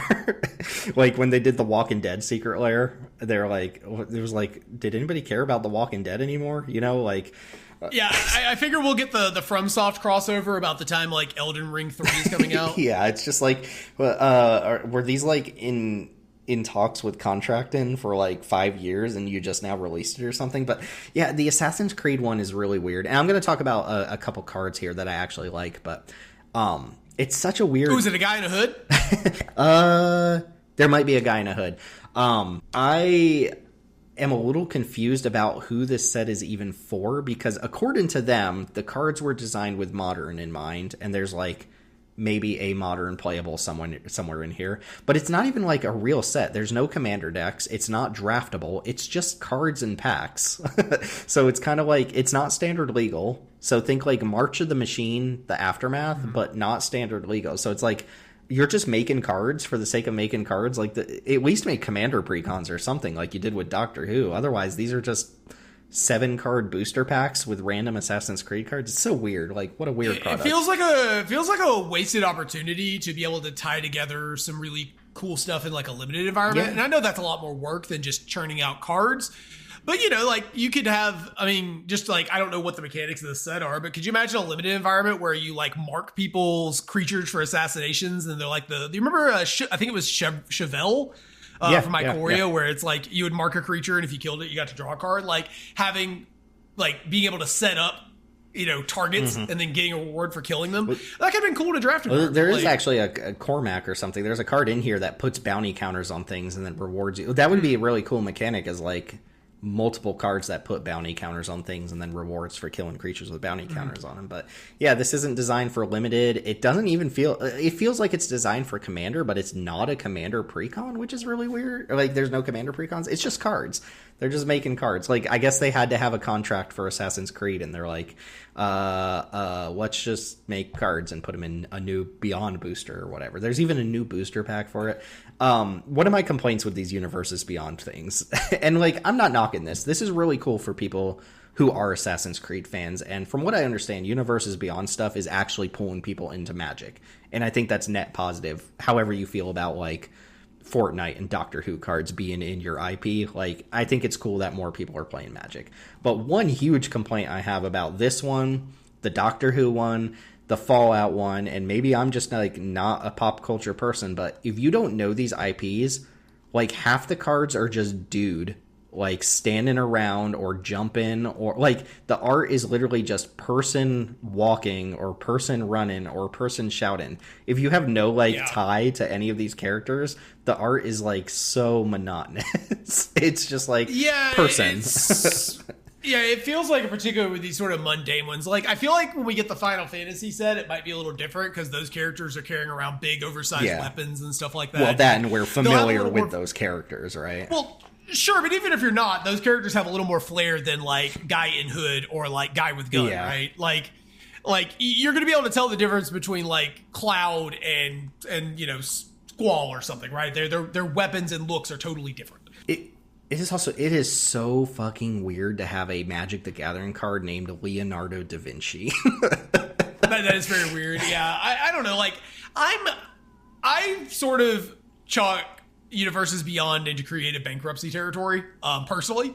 I don't like it as a general rule. Like, I know it's the world we live in, so I accept it for what it is, but like, I'm not a fan of the Universes Beyond. I like when Magic takes from things and makes it its own. So like, I like Magic sets that are based on things and then they do their thing, you know, to it. So like, OTJ was a great example. It's like kind of the spaghetti Western sort of a vibe, and they just kind of did their own thing with it. These Universes Beyond to me all come off as really cheesy. They're super corny to me, but I'm glad it's bringing in Magic players, but also like, it also means, and I'm not going to play Commander, so I don't have to deal with this, but like, there was a joke years ago when this started getting spoiled of like, how long until like Gandalf, you know, fights Superman, and then, you know, and Optimus Prime shows up and Bob Ross is painting the picture. And that's just reality now. Yeah, I like half agree, half disagree. Look, I don't disagree with your opinion, obviously. Like, people can feel about Universes Beyond however they want to. I think I like when I can just kind of like ignore the product a little bit. Like, it's for who it's for, and that's nice. It is, I find it a huge bummer that they announced that they're replacing a mainline set from future years with the Universes Beyond set. And if it's draftable, I'll play it. Like, I'll play Magic if it's draftable. It'll be fun for me, but I do find it a little disappointing that we're putting, you know, actual Magic IP creativity on the back burner for these cards. And I think they come up with good stuff. Like, it feels like they're working with people and designing flavorful cards, and this is for somebody who enjoys this sort of stuff. And when it comes around to an IP I actually like, I'm sure I'll be all into it. So, it's not really fair for me to be like, Assassin's Creed's stupid, so I think Assassin's Creed Magic is stupid, but Final Fantasy's great because I love like, that's not really fair. But I do agree that like it feels like there's a little bit too much of it. It feels like it's always behind the time. Like, who cares about Assassin's Creed anymore? Right. Like so it's like take it or leave it. I obviously my like almost main job, like my full-time job at this point is writing and talking about Magic the Gathering cards, so I have to be aware of like all these things. But yeah, it's really weird to release a product like this where people aren't going to see the cards. But again, this stuff affects Cube. This stuff does affect Cube. So you want Leonardo da Vinci fighting Optimus Prime in your Cube, you go for it. I did want to pull out like 4 or 5 cards that I thought were actually pretty cool though. And then we'll wrap up from there. So there's a little card, little uncommon called Tax Collector. It's 1 and a white for a 2/2. It's an uncommon human advisor. And when it enters the battlefield, you choose one. Until your next turn, spells your opponent's cast cost 1 more to cast. Or the second option is detain target creature and opponent control, so it can't attack, block, or use activated abilities until your next turn. And I actually like the idea of like a 2-mana 2/2, like just a bear that taxes your opponent an extra mana for all their spells next turn. That might just like time. It's pretty good when you play that into a Soul Herder. That could be pretty brutal.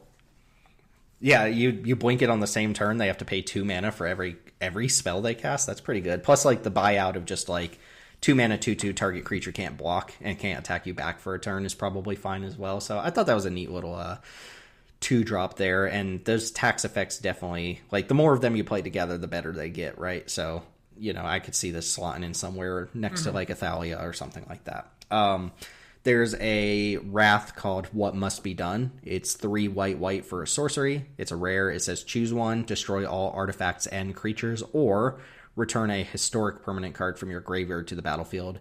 It enters with 2 additional +1/+1 counters if it's a creature. So I thought that was a pretty cool way to do a modal Wrath. Like 5 mana Wrath is not that good, but 5 mana Wrath that you can alternatively cast as like reanimate a legendary creature with 2+1 counters on it, I thought was those are cool both modality. like those are both like relatively weak effects, but yeah, the modality is probably going to pull it together in some capacity. It's a Wrath that's like good when you're ahead. I actually have to. I wrote down the card Phantom Blade, but I have to find it real quick. I think it's a black card. Yeah. Okay. So this one's pretty cool. Phantom Blade is 4 and a black for an uncommon equipment. It has equip 2, and the equipped creature gets +1/+1 in menace. But when Phantom Blade enters the battlefield, you auto-attach it to one of your creatures and destroy up to 1 other target creature. So it's like a really overpriced equipment, but it just nukes a creature on board and it auto-attaches. So it's like 5 mana, give a creature +1/+1 menace and kill your opponent's best creature. And it's like an artifact equipment, so you can do things like blink the equipment and stuff like that. You actually just get to straight up kill creatures, which I thought was pretty sweet. That's the type of card that, like, if we had it on Arena, I would slot it into the Affinity Cube, like, instantly. It seems perfect there, Haystack.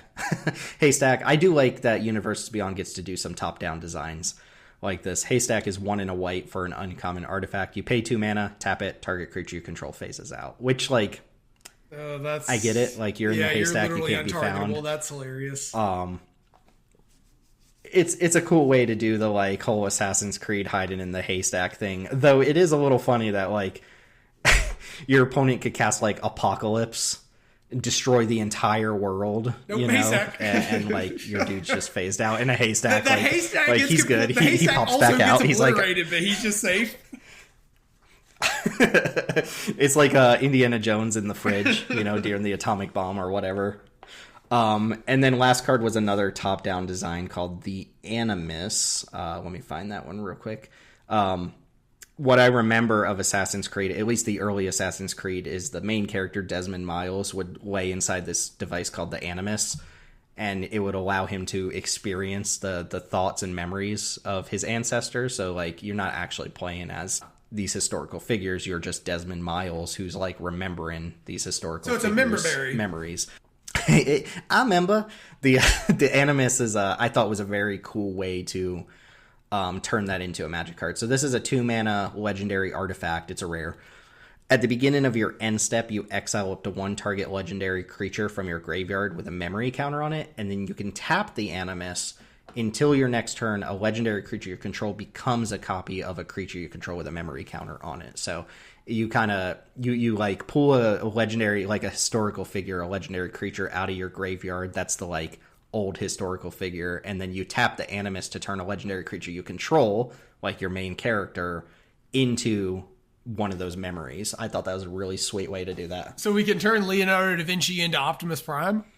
I was thinking like turn Isamaru into Atraxa, but yeah, we can turn our legendary creatures into Autobots or whatever, into Cleopatras in this set. So you know what else is funny? And then I promise I'll wrap up here. You know how we have like Kaldheim, and Kaldheim is like the Norse mythology world of Magic the Gathering. Mm-hmm. We also now have a set like this, which actually has Norse gods in it. So there's a card in this set called Mjolnir, the Stormhammer, Thor's hammer, but we already have the Magic version of Thor's hammer. Yeah. So now we have Thor's hammer plus not Thor's hammer, and then when we get the Marvel set, are we going to have a different Thor with a different Mjolnir? Oh, Lord. Yeah. Like they're really the crossing of IPs leads to some interesting stuff. Like there's an Excalibur card in Assassin's Creed, which is supposed to be like the Iron Craig, you know, that's supposed to be Excalibur. So we're just going to get like repeats of the same the same like characters and settings and stuff like that. Lord. If they keep doing this. It's kind of funny. See my previous comment about creative bankruptcy.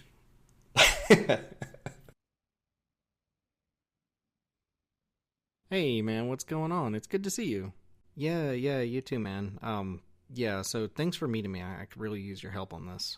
Hey, you got it, bro. What's the problem, man? Yeah, so Wizards of the Coast just accidentally mailed me some product from their upcoming set, so now I've got all these cards and packs that no one's even seen before. I'm not really sure what to do with them. You need to leak those cards on the internet, bro. Leak them online? You mean like show them off before anyone gets a chance to see them? Really? Are you sure about that? I was thinking maybe I should just send the product back, or at least wait until it's been fully spoiled. No. It's all about clout, brother. People love Magic leaks. No one wants to wait for official spoiler season to see new cards. Well, what about the content creators? Don't people in the community get issued cards from the new sets to, like, officially spoil or something? Don't you think I'd be taking that away from them? Look, brother man, you're doing them a favor. If someone's spoiler card is already out there on the internet, it takes a lot of stress off them having to reveal it themselves. Okay. So what? Should I get some high-res scans of the cards, or set up a recording station or something? Oh, absolutely not, my guy. You want a little bit of mystique, a little bit of finesse with something like this. Finesse, right. So just like my camera phone? Yeah, for sure, little guy, but you gotta meet viewer expectation. They're used to blurry images. They love the skepticism. You want people to think you used a potato to take these photos. Sure, potato phone, got it. Alright, now this part's important. Make sure your thumb is inconveniently covering the power and toughness of any creatures, so people have to argue about what that could be. It really drives engagement on your post. Alright, and what about all these new mechanics? I mean, look at this. What does this even do? How does this even work? Okay, now that's where you have to get creative. You should wave your camera around while you're taking the photo so it looks like you were filming Cloverfield instead of a pile of stationary Magic cards. That way you only capture parts of the new mechanics and people are left guessing what they actually do. Alright, so I should leak these cards, but I should make sure the leaks are really poor quality. That's a lot of work for Magic cards that are just going to be officially spoiled in just a few weeks. Right on, man. But hey, trust me, it'll be worth it. Yeah, someone knocking at your door. You expecting someone? It's the Pinkertons. Open up. Oh, shit. I gotta go, dude.